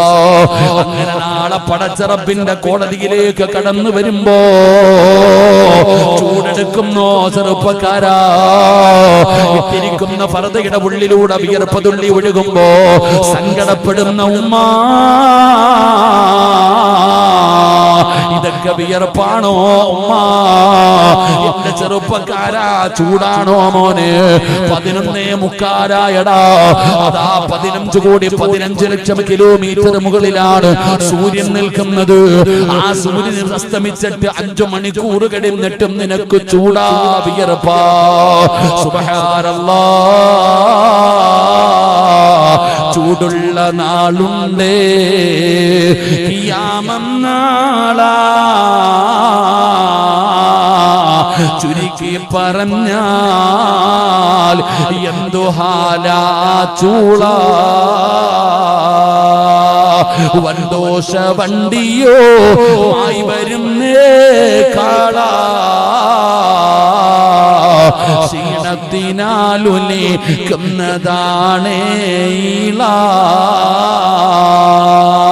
സുഹൃത്തുക്കളെ തിളയ്ക്കുന്നതാണേ മൂള. അമലൊന്നുമില്ല തന്നു ചെന്നാ കോള. നാളെ നിന്റെ ഉമ്മ ചോറ് വെക്കുമ്പോ അടുക്കളയിൽ പോകണേ ചെറുപ്പക്കാരാ, പോകണേ പെൺകുട്ടികള്. നിന്റെ ഉമ്മ നാളെ വീടിന്റെ അടുക്കളയിൽ ഇരുന്ന് ചോറ് വെക്കുമ്പോ ആ കലത്തിനകത്ത് കിടന്ന് ചോറിങ്ങനെ തിളയ്ക്കുകയാണ്. അതിങ്ങനെ മുകളിലൂടെ വെളിയിലേക്ക് ഇങ്ങനെ വീഴുകയാണ്. ഇങ്ങനെ കാണുന്ന ഉമ്മ നാളെ നിന്റെ തലയോട്ടിക്കകത്ത് കിടക്കുന്ന തലച്ചോറുണ്ടല്ലോ, അത് മുഖത്തുകൂടെ ഒഴുകുന്ന ദിവസമാണ് മസറ. അല്ലാഹുവിന്റെ കോടതിയിലെ ഞാനും നിങ്ങളും പേടിച്ച് വിറച്ചവരെ പോലെ ഉടുതുണിയില്ലാതെ യൗമ യഫിറുൽ മർഉ മിൻ അഖീ. وأمه وأبيه وصاحبته وبنيه. വാപ്പയില്ല, ഉമ്മയില്ല, ഭർത്താവില്ല, ഭാര്യയില്ല, മക്കളില്ല, കൂടപ്പറപ്പില്ല, ഒരാളും സഹായിക്കാനില്ലാതെ നാളെ പടച്ച റബ്ബിന്റെ കോടതിയിൽ ഞാനും നിങ്ങളും പേടിച്ച് വിറച്ചു നിൽക്കുമ്പോ നരകത്തിന്റെ കാവൽക്കാരനായ മാലിക് എന്ന് പറയുന്ന മലക്കിനോട് ജിബ്രീൽ വിളിച്ചു പറയുന്നു, മാലിക്കേ, നരകത്തെ കൊണ്ടുവാ മാലിക്, നരകത്തെ കൊണ്ടുവാ മാലിക്. അല്ലാഹുവേ, കടലിൽ കിടക്കുന്ന വള്ളം വലിച്ചെടുക്കുന്നത് പോലെയല്ലടാ ചെറുപ്പക്കാരാ, 70,000 ചങ്ങല എടുത്തു കൊണ്ടുവരികയാ, 70,000 ചങ്ങല എടുത്തുകൊണ്ടുവന്ന നരകത്തെ അങ്ങ് കെട്ടുമടാ പൊന്നുമോരേ. പെങ്ങളെ, ചങ്ങല കണ്ടിട്ടുണ്ടല്ലോ, കൊളുത്തുകൾ ചേർത്ത് വെച്ചല്ലേ ചങ്ങല ഉണ്ടാക്കുന്നത്. ആ ചങ്ങലയിലെ കൊളുത്തിന്റെ വലുപ്പം നിനക്കറിയോ? അല്ലാഹുവിന്റെ നരകം വലിച്ചു കൊണ്ടുവരുന്ന ചങ്ങലയിലെ കൊളുത്തിന്റെ വലുപ്പം ഈ കാണുന്ന ദുനിയാവിനെക്കാളും വലുതാ. അങ്ങനെയുള്ള ചങ്ങലകൾ കൊണ്ട് കെട്ടിയ 70,000 ചങ്ങല കൊണ്ട് നരകത്തെ കെട്ടുകയാണ്. ഒരു ചങ്ങലയിൽ 70,000 മലക്കുകൾ കരഞ്ഞു വിളിച്ചുകൊണ്ട് അല്ലാഹുവിന്റെ നരകം കൊണ്ടുവരുമ്പോ കാണും ചെറുപ്പക്കാരാ, കാണും പെങ്ങള്, അല്ലാഹുവിന്റെ ഖുർആനാ പറയുന്നത്. അതുകൊണ്ട് എന്റെ പ്രിയപ്പെട്ടവരോട് പറയുകയാണ്, ദുനിയാവ് വലിച്ചെറിയടാ മോനെ, ആഗ്രഹങ്ങൾ വലിച്ചെറിയടാ മോനെ. എന്റെ പ്രിയപ്പെട്ട പെങ്ങള്, അബൂദർ എന്ന് പറയുന്ന സ്വഹാബിയുടെ സ്വഭാവം എന്തെന്നറിയോ? ദുനിയാവിനോട് വെറുപ്പാണ്. ആ സ്വഹാബിക്ക് പണം വേണ്ട, ആ സ്വഹാബിക്ക് അധികാരം വേണ്ട, ആ സ്വഹാബിക്ക് ആരുടെ മുമ്പിലും വലിയവനാകണ്ട, ഒരു സ്ഥാനമാനത്തിനോടും ആഗ്രഹമില്ല, കൊട്ടാരം പണിയണമെന്നുള്ള മോഹമില്ല, ഒരുപാട് തിന്നണം, ഒരുപാട് കുടിക്കണം, ഒരുപാട് ധരിക്കണം, ആ സ്വഹാബിയുടെ ചിന്തയല്ല. പടച്ചവനെ ഒന്നും കരുതി വെക്കാറില്ല. അബൂദർ എന്ന് പറയുന്ന സ്വഹാബി നാളത്തേക്ക് വേണ്ടി ഒന്നും കരുതി വെക്കാറില്ല. കാരണം അല്ലാഹുവിന്റെ ഖുർആനിൽ ഒരു ആയത്ത് ഇറങ്ങി, നിങ്ങൾ നാളത്തേക്ക് വേണ്ടി കരുതി വെക്കാൻ പാടില്ല. പടച്ചവനെ, നിങ്ങൾ പണം കൂട്ടി വെക്കരുത്. അല്ലാഹുവിന്റെ വിശുദ്ധമായ ഖുർആനിൽ ഒരു ആയത്ത് ഇറങ്ങിയപ്പോ അബൂദർ എന്ന് പറയുന്ന സ്വഹാബി തന്റെ സമ്പാദ്യം മുഴുവനും പാവങ്ങൾക്ക് കൊടുക്കുകയാണ്. എത്ര കിട്ടിയാലും വൈകുന്നേരം തികയ്ക്കാറില്ല. തന്റെ കയ്യിൽ എന്ത് കിട്ടിയാലും അത് പാവങ്ങൾക്ക് കൊടുക്കുകയാണ്. പണം കൂട്ടി വെക്കുന്നവനെ ഇഷ്ടമല്ല. എന്ന് പറയുന്ന സ്വഹാബിക്ക് പണം കൂട്ടിവെക്കുന്നവരെ ഇഷ്ടമല്ല.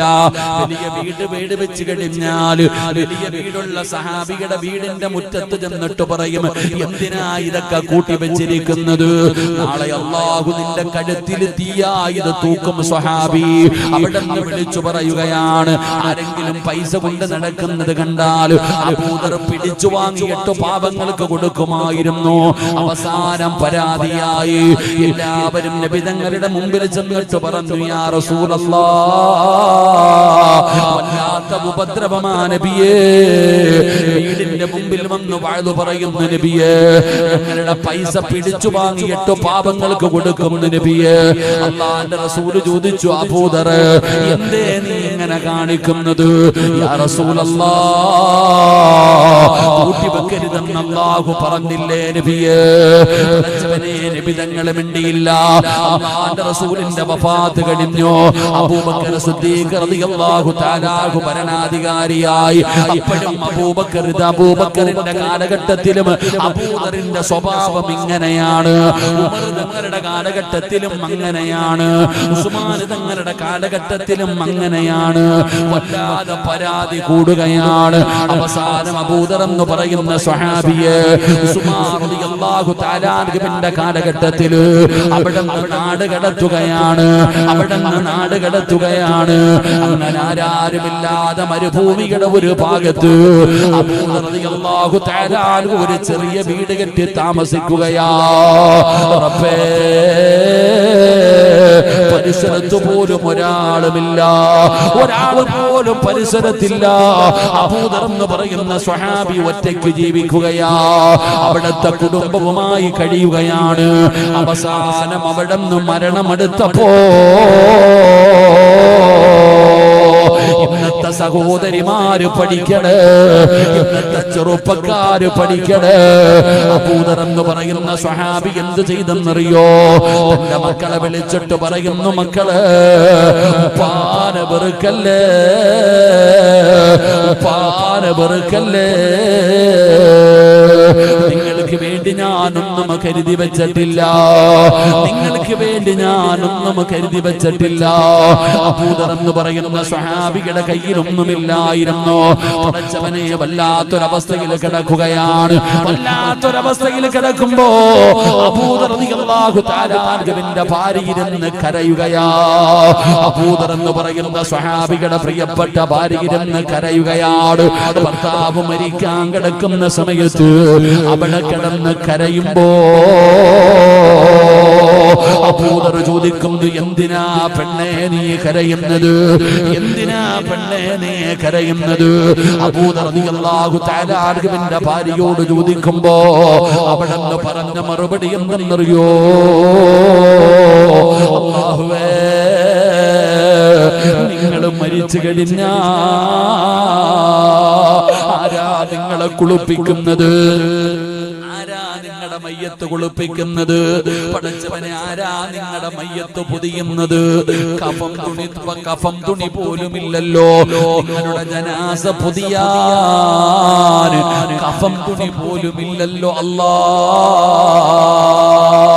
ആരാ അല്ലാ നിങ്ങളുടെ മയ്യത്ത് കുളിപ്പിക്കുന്നത്?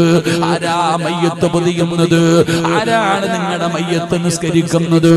ആരാ നിങ്ങളെ കബറടക്കുന്നത്? പടച്ചവനെ, അതിന്റെ സങ്കടം കൊണ്ട് കരയുകയാണ്. അപ്പോഴാണ് അബൂദർ എന്ന് പറയുന്ന സ്വഹാബി പറയുകയാ,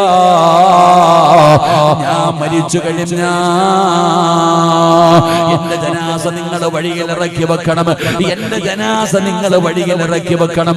അതാ അതാ ഉംറ കഴിഞ്ഞൊരു സംഘം വരുന്നത് കാണാ, ഉംറ കഴിഞ്ഞു വരുന്നവരെ കാണാ. നിങ്ങൾ അവരോട് പറയണം, അല്ലാഹുവിന്റെ പ്രവാചകന്റെ സ്വഹാബിയാ, നബി തങ്ങളുടെ സ്വഹാബിയാ, കഫം തുണി പോലും പടച്ചവരെ കയ്യിലില്ലാത്ത സ്വഹാബിയാ. അവരുടെ കയ്യിലിരിക്കുന്ന ഇഹ്റാമിന്റെ വസ്ത്രത്തില് എന്റെ ജനാസ പൊതിഞ്ഞിട്ട് കബറടക്കാൻ പറഞ്ഞാ മതി, ആള് വരുമെന്ന് പറഞ്ഞു കൊടുക്കുകയാണ്. അബൂദർ റളിയല്ലാഹു തആല അൻഹു ലോകത്തോട് വിട പറയുകയാണ്. പടച്ചവനെ, 3 പെൺകുട്ടികളാണ്, 3 പെൺമക്കളാണ്. അബൂദർ എന്ന് പറയുന്ന സ്വഹാബിയുടെ ജനാസ എടുത്തു. ആ മക്കൾ കൊണ്ടുപോയി നടന്നു വരുന്ന വഴിയോരത്ത് കൊണ്ടുവെക്കുകയാണ്. പടച്ചവനെ, വാപ്പ പറഞ്ഞതുപോലെ ഒരു സംഘം വരികയാണ്. 30ഓളം വരുന്ന ഒരു സംഘം ഉംറ കഴിഞ്ഞ് കടന്നു വരികയാണ്. മഹാനായ സൽമാനുൽ ഫാരിസ് റളിയല്ലാഹു തആല അൻഹു അതിന്റെ അമീറാണ്, അതിന്റെ അമീറാണ്. പടച്ചവനെ, ഈ പെൺകുട്ടികൾ മാറി നിന്നിട്ട് വിളിച്ചു പറയുന്നു, ഞങ്ങളുടെ വാപ്പയാണ്, അല്ലാഹുവിന്റെ പ്രവാചകൻ സല്ലല്ലാഹു അലൈഹി വസല്ലമ തങ്ങളുടെ സ്വഹാബിയാണ്. നിങ്ങളുടെ കയ്യിലിരിക്കുന്ന ഇഹ്റാമിന്റെ വസ്ത്രത്തിൽ ഞങ്ങളുടെ വാപ്പയുടെ ജനാസയൊന്ന് പൊതിഞ്ഞിട്ട് നിങ്ങളൊന്ന് കബറടക്കണേ എന്ന് മാറി നിന്ന് വിളിച്ചു പറയുമ്പോ സൽമാൻ തങ്ങൾ ചിന്തിക്കുന്നു, അല്ലാ, ആരാ പടച്ചവനെ, ആരാ പടച്ചവനെ, കഫം തുണി പോലുമില്ലാത്ത പാവപ്പെട്ട ദരിദ്രനായ സ്വഹാബിയാരാ? മുഖത്തിട്ടിരുന്ന തുണിയങ്ങ് മാറ്റുമ്പോ മഹാനായ അബൂദറിൽ ഗിഫാരി, പടച്ചവനെ, അബൂദർ ഗിഫാരി റളിയല്ലാഹു തആല അൻഹു, ഈ സ്വഹാബിയാണ് മലക്കുകളെ സ്നേഹിച്ചിരുന്നത്, ഈ സ്വഹാബിയാണ് അല്ലാഹുവിന്റെ മലക്കുകൾ പരിചയമുണ്ടായത്. അതുകൊണ്ട് വഅദ് കേൾക്കാമെന്നവരോട് പറയുകയാ, ദുനിയാവ് വലിച്ചെറിയടാ ചെറുപ്പക്കാരാ, അധികാരം വേണ്ട മോനെ, അധികാരം വേണ്ട മോനെ, കൊട്ടാരങ്ങൾ വേണ്ട മോനെ, ഒരുപാട് ഒരുപാട് സമ്പത്ത് വേണ്ട മോനെ. നിങ്ങളെ നിനക്ക് വല്ലാത്ത ആർത്തിയാണ്. എങ്ങനെയും പണമുണ്ടാക്കണമല്ലോ, എങ്ങനെയും പണമുണ്ടാക്കണമല്ലോ. അതിനല്ലേടാ കൊച്ചുകുട്ടികൾക്ക് കഞ്ചാവ് വാങ്ങിക്കൊടുക്കുന്നത്, മയക്കുമരുന്ന് കച്ചവടം നടത്തുന്നത്, കൊട്ടേശം പണിക്ക് പോകുന്നത്. പണമുണ്ടാക്കാനല്ലേ ചെറുപ്പക്കാരാ? ആർക്ക് വേണമടാ മോനെ? പണം കൊണ്ട് നിനക്കെന്ത് നേടാനാ പൊന്നുമോനെ? അല്ലാഹു നിശ്ചയിച്ചതല്ലാതെ ഒന്നും നിനക്കുണ്ടാകില്ലടാ. എന്തിനാ വാരിക്കൂട്ടുന്നത്? എന്തിനാണ്? ഹറാമിനോട് വല്ലാത്ത ആഗ്രഹമാണ് വേണ്ട ചെറുപ്പക്കാരാ. അല്ലാഹുവിന്റെ പ്രവാചകൻ സല്ലല്ലാഹു അലൈഹി വസല്ലമ തങ്ങൾ പറഞ്ഞല്ലോ, ഒരു വീട്ടിൽ രണ്ട് പാവങ്ങൾ ചെയ്താ അവരുടെ ആയുസ് കുറയുമെന്ന് നബി മുഹമ്മദ് മുസ്തഫ സല്ലല്ലാഹു അലൈഹി വസല്ലമ തങ്ങൾ പറയുന്നു. രണ്ട് പാപം നിങ്ങളുടെ നാട്ടിലെ ഏത് വീട്ടിൽ നടക്കുന്നുണ്ടോ ആ വീട്ടുകാരുടെ ആയുസ് കുറയും. അല്ലാഹു നമ്മളെ കാക്കുമാറാകട്ടെ. ഉറക്കെ പറ, അല്ലാഹു നമ്മളെ കാക്കുമാറാകട്ടെ. അല്ലാഹു നമ്മളെ കാക്കുമാറാകട്ടെ. ആ രണ്ട് പാപങ്ങളിൽപ്പെട്ട ഒരു പാപം ഹറാമായ സമ്പത്ത് ഏത് വീട്ടിലുണ്ടോ? ഈ പലിശ കച്ചവടം നടത്തുന്ന എവനെങ്കിലും ഇത് വാഴാറുണ്ടോ? പലിശ കച്ചവടം നടത്തുന്നവനില്ലേ, പിടിച്ചു പറിക്കുന്നവനില്ലേ? ഇവിടെ താൽക്കാലിക കാര്യങ്ങൾ നടക്കും, അത്രേ ഉള്ളൂ. നിന്റെ താൽക്കാലിക കാര്യങ്ങൾ നടക്കും, പുറത്തും പോകും. അല്ലാഹു കാത്തുരക്ഷിക്കുമാറാകട്ടെ. എന്റെ പ്രിയപ്പെട്ട സഹോദരൻ, നിനക്ക് തിന്നാനുള്ള യോഗം ഉണ്ടാകില്ല. നിനക്കതുകൊണ്ട് ആസ്വദിക്കാനും സുഖിക്കാനും ഒന്നും നിനക്ക് അതിനുള്ള യോഗ്യത ഉണ്ടാകില്ല. എല്ലാം പോകും. നിന്റെ ആയുസ് അല്ലാഹു വെട്ടിക്കുറയ്ക്കും. അല്ലാഹു നമ്മളെ കാക്കുമാറാകട്ടെ. ഉറക്കപ്പറ, അല്ലാഹു നമ്മളെ കാക്കുമാറാകട്ടെ. എന്റെ പ്രിയപ്പെട്ട സഹോദരി, നിനക്ക് സമ്പത്തിനോട് വല്ലാത്ത ആർത്തിയ എന്നറിയില്ല. പെണ്ണുങ്ങൾ തന്നെ, പെണ്ണുങ്ങൾക്ക് പണത്തിനോട് വല്ലാത്ത ആഗ്രഹം. ഇവിടെ ഹറാമും ഹലാലും ഒന്നും നോക്കാറില്ല. ഭർത്താവ് നല്ല മനുഷ്യനാ, ഭർത്താവിനെ കൊണ്ട് ജയിപ്പിക്കുന്ന പെണ്ണുങ്ങളുണ്ട്. എന്റെ പ്രിയപ്പെട്ട സഹോദരിമാരെ, നബി സല്ലല്ലാഹു അലൈഹി വസല്ലമ തങ്ങളുടെ കാലഘട്ടത്തിൽ നബി തങ്ങൾ പെണ്ണുങ്ങളോട് ചോദിച്ചു, ഒരു സ്വർഗത്തിന്റെ അവകാശിയെ ഞാൻ കാണിച്ചു തരട്ടെ? ഒരു സ്വർഗത്തിന്റെ അവകാശിയായ ഒരു പെണ്ണിനെ ഞാൻ കാണിച്ചു തരട്ടെ? എല്ലാരും ചോദിച്ചു, ആരാ നബിയെ? എല്ലാരും വിചാരിച്ചു ഞാനായിരിക്കും. എല്ലാ സഹാബി വനിതകളും വിചാരിച്ചു, എന്റെ പേര് പറയും, എന്റെ പേര് പറയും, എന്റെ പേര് പറയും. എല്ലാരും എന്റെ പേരെന്ന് നോക്കിയിരിക്കുക. അപ്പോഴാ നബി തങ്ങൾ പറയുന്നത്, അതുകൊണ്ട് ആ പോണ പെണ്ണില്ലേ, അതുകൊണ്ട് നടന്നു വന്നൊരു പെണ്ണില്ലേ, ആ പെണ്ണ് സ്വർഗത്തിലാണെന്ന് നബിയിന റസൂലുള്ളാഹി സ്വല്ലല്ലാഹു അലൈഹി വസല്ലം. പെണ്ണുങ്ങൾ നോക്കുമ്പോൾ ഒരു വിറക് വെട്ടുകാരന്റെ ഭാര്യ, വിറക് വെട്ടി ജീവിക്കണ ഒരു പാവപ്പെട്ടവന്റെ ഭാര്യയാണ് നടന്നു പോണേ. എല്ലാ പെണ്ണുങ്ങളും കൂടെ ഓടി ചെന്നിട്ട് ചോദിച്ചു, നബി സല്ലല്ലാഹു അലൈഹി വസല്ലമ തങ്ങൾ പറഞ്ഞു, നീ സ്വർഗത്തിലാണെന്ന്. നീ എന്ത് നന്മയാ ചെയ്യണേ? ഞാൻ നിസ്കരിക്കും, ഖുർആൻ ഓതും, ദിക്റുകൾ പറയും, സദഖ, ഇതൊക്കെ ഞങ്ങളും ചെയ്യുന്നുണ്ട്. പെണ്ണുങ്ങൾ പറയും, ഇതിനേക്കാൾ നീ ചെയ്യുന്നതിനേക്കാളും കൂടുതൽ ഞങ്ങൾ ചെയ്യുന്നുണ്ട്. നീ പ്രത്യേകമായിട്ട് എന്തെങ്കിലും ചെയ്യാറുണ്ടോ? നീ പ്രത്യേകമായിട്ട് എന്തെങ്കിലും ചെയ്യാറുണ്ടോ? നീ സ്വർഗത്തിലാണെന്ന് നബിതങ്ങൾ പറഞ്ഞിരിക്കുന്നു. ഈ പെണ്ണിങ്ങനെ ആലോചിച്ചു. എന്നിട്ട് അവള് പറഞ്ഞു, എന്റെ ഭർത്താവ് രാവിലെ ജോലിക്ക് വേണ്ടി ഇറങ്ങി പോകുമ്പോ, എന്റെ ഭർത്താവ് വിറക് വെട്ടുകാരനാണ്, അദ്ദേഹം രാവിലെ മഴുവെടുത്തുകൊണ്ട് ജോലിക്ക് വേണ്ടി ഇറങ്ങി പോകുമ്പോ ഞാൻ കൈ പിടിക്കും, ഭർത്താവിന്റെ കൈ പിടിച്ചിട്ട് പറയും, വൈകുന്നേരം ഈ വീട്ടിലേക്ക് വരുമ്പോ ഹറാമായ ഭക്ഷണമോ ഹറാമായ പൈസയോ കൊണ്ടുവരാൻ പാടില്ല. ഭർത്താവ് ജോലിക്ക് ഇറങ്ങി പോകുമ്പോ ഭാര്യ ഭർത്താവിന്റെ കൈ പിടിച്ചിട്ട് പറയാ, നിങ്ങൾ വൈകുന്നേരം ഈ വീട്ടിലേക്ക് വരുമ്പോ അല്ലാഹുവിനെ ഓർത്തിട്ട് ഹറാമായ 5 നയാ പൈസ ഈ വീട്ടിൽ കൊണ്ടുവരരുത്. ഹറാമായ പൈസ കൊടുത്ത് വാങ്ങിച്ച ഭക്ഷണവും കൊണ്ടുവരരുത്. പട്ടിണി കിടക്കാൻ ഞാൻ തയ്യാറാണ്. എനിക്കും എന്റെ മക്കൾക്കും ഹറാമ് തരാൻ പാടില്ല എന്ന് ഭർത്താവിന് ഓർമ്മപ്പെടുത്തുമായിരുന്നു. അല്ലാഹു നമുക്ക് ഈമാൻ നൽകുമാറാകട്ടെ. രാവിലെ ജോലിക്ക് പോകുന്ന ഭർത്താവിനോട് ഭാര്യ പറയാ, ഹറാമായ സമ്പത്തും ഹറാമായ ഭക്ഷണവും ഈ വീട്ടിൽ കൊണ്ടുവരരുത്. പട്ടിണി കിടക്കാൻ ഞാൻ തയ്യാറാണ്. അല്ലാഹുവിനെ ഓർത്തിട്ട് ഞങ്ങളെ തെറ്റിക്കരുത് എന്ന് ഭർത്താവിനോട് ഹറാമിനെ കുറിച്ച് ആ പെണ്ണ് ഓർമ്മപ്പെടുത്തുമായിരുന്നു. അതുകൊണ്ടാ സ്വർഗം. അല്ലാഹു നമുക്ക് ഈമാൻ നൽകുമാറാകട്ടെ. നമ്മുടെ ഭാര്യ നരച്ചി, അവൾക്ക് പൈസ മതി, എവിടെ നിന്ന് പോലും ചോദിക്കാറില്ല. അല്ലാഹു കാത്തുരക്ഷിക്കുമാറാകട്ടെ. അത് ലോൺ എടുത്തിട്ടോ എന്ത് കണക്കില്ല, അവൾക്ക് വേണ്ടത് കൊടുക്കണം. അല്ലാഹു നമുക്ക് ഈമാൻ നൽകുമാറാകട്ടെ. അല്ലാഹു നമ്മുടെ കുടുംബ ജീവിതത്തിൽ ബർക്കത്ത് ചെയ്യുമാറാകട്ടെ. ആരും പറഞ്ഞിട്ടുണ്ടോ, ഏതെങ്കിലും ഒരു ഭാര്യ നീ രാവിലെ ജോലിക്ക് പോകുമ്പോ ഭർത്താവിന്റെ കൈ പിടിച്ചിട്ട് പറയും,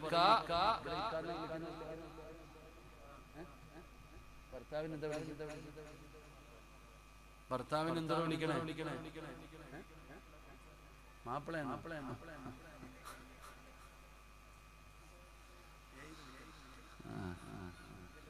ചീത്ത വിളിക്കാതിരുന്നാ മതിയില്ലേ? ചീത്ത വിളിക്കാതിരുന്നാ മതിയേ? അല്ലാഹു കാത്തുരക്ഷിക്കുമാറാകട്ടെ. കാലം അങ്ങനെ. ഞാൻ എന്റെ അനുഭവം പറയും. ഞാനൊരു വീട്ടിൽ ചെന്നപ്പോ ഒരു ഭർത്താവിനെ ഭാര്യ വിളിക്കുന്ന എടാതി. ഒരു ഭാര്യ തന്റെ ഭർത്താവിനെ വിളിച്ചത് എടാന്ന. അങ്ങനെ വിളിക്കണം. എടാ, വാടാ, പോടാ വിളി. ഇല്ലെങ്കിൽ വിളിക്കുക അബൂബക്കറായി പേര് വിളിക്കും. അല്ലാഹു കാത്തുരക്ഷിക്കുമാറാകട്ടെ. പേര് വിളിക്കോ? ഓ മലക്കുകളല്ലേ. ചില പെണ്ണുങ്ങൾ ഭർത്താവിന്റെ പേര് വിളിക്കും. കാരണം അങ്ങനെ ആയി പോയി. കാരണം പ്രേമിച്ച് കെട്ടിയതല്ലേ. ആ വാടാ പോടാന്ന് വിളിച്ചതല്ലേ. പ്രേമിച്ച് കെട്ടിയതല്ലേ. അപ്പൊ പിന്നെ അങ്ങനെയൊക്കെയല്ലേ വിളിക്കത്തുള്ളൂ. എന്തിലൊക്കെ ആകട്ടെ. അല്ലാഹു നമ്മളെ കാത്തുരക്ഷിക്കുമാറാകട്ടെ. പേര് വിളിക്കരുത് കേട്ടാ. ഭർത്താവിന്റെ പേര് വിളിക്കുന്നത് നല്ലതല്ല. പാപ്പാനെ വിളിക്കുന്നത് എങ്ങനെ? അബൂബക്കറെന്ന. എന്റെ പേര് സിറാജ്. എന്റെ മോൻ എന്നെ സിറാജ് വാപ്പ എന്നാണ് വിളിക്കേണ്ടത്? അതോ വാപ്പാന്നാ വിളിക്കേണ്ടത്? എന്താ വിളിക്കണ്ടേ? എന്താണ് വിളിക്കണ്ടേ? നീ ഉമ്മാനെ വിളിക്കണേ ഖദീജ ഉമ്മാന? പള്ളിയിൽ നാസർ ഉസ്താദിനെ കാണുമ്പോ ഉസ്താദിന്ന് വിളിക്കണം. നാസർ ഉസ്താദ് എന്ന് വിളിക്കണം. എന്താ നിങ്ങൾ ഇങ്ങനെ ഇരിക്കണേ? എന്താണ് റിയാസ? ഉസ്താദിനെ വിളിക്കണേ എങ്ങനെ? ഉസ്താദെന്ന് വിളിക്കണോ? ഉസ്താദിന്റെ പേര് വിളിക്കണം. അപ്പം ഉണ്ടല്ലേ? എങ്ങനെ നാത്താമാരെ വിളിക്കണ്ട? ഉസ്താദിന്റെ പേരെ വിളിക്കണ്ട. വാപ്പ, ഉമ്മ, ഗുരുനാഥൻ, ഭർത്താവ്, വയസ്സിന് മൂത്തവര്, അവർക്കൊക്കെ ഒരു യോഗ്യതയുണ്ട്. ആ യോഗ്യത കൊടുക്കണം. അല്ലാഹു നമുക്ക് ഈമാൻ നൽകുമാറാകട്ടെ. ഏയ് വിളിക്കാറില്ലേ പെണ്ണുങ്ങളില്ലേ? ഏയ് എന്താ വിളിക്കാ?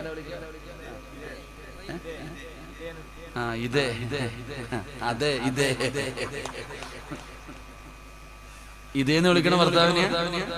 അപ്പൊ അതേന്ന് വിളിക്കണത് ഭാര്യ. എന്തായാലും വിളി. കുടുംബജീവിതമൊക്കെ ഒരു പരുവത്തില്ല. അല്ലാഹു എല്ലാത്തിനെയും നന്നാക്കി തരുമാറാകട്ടെ.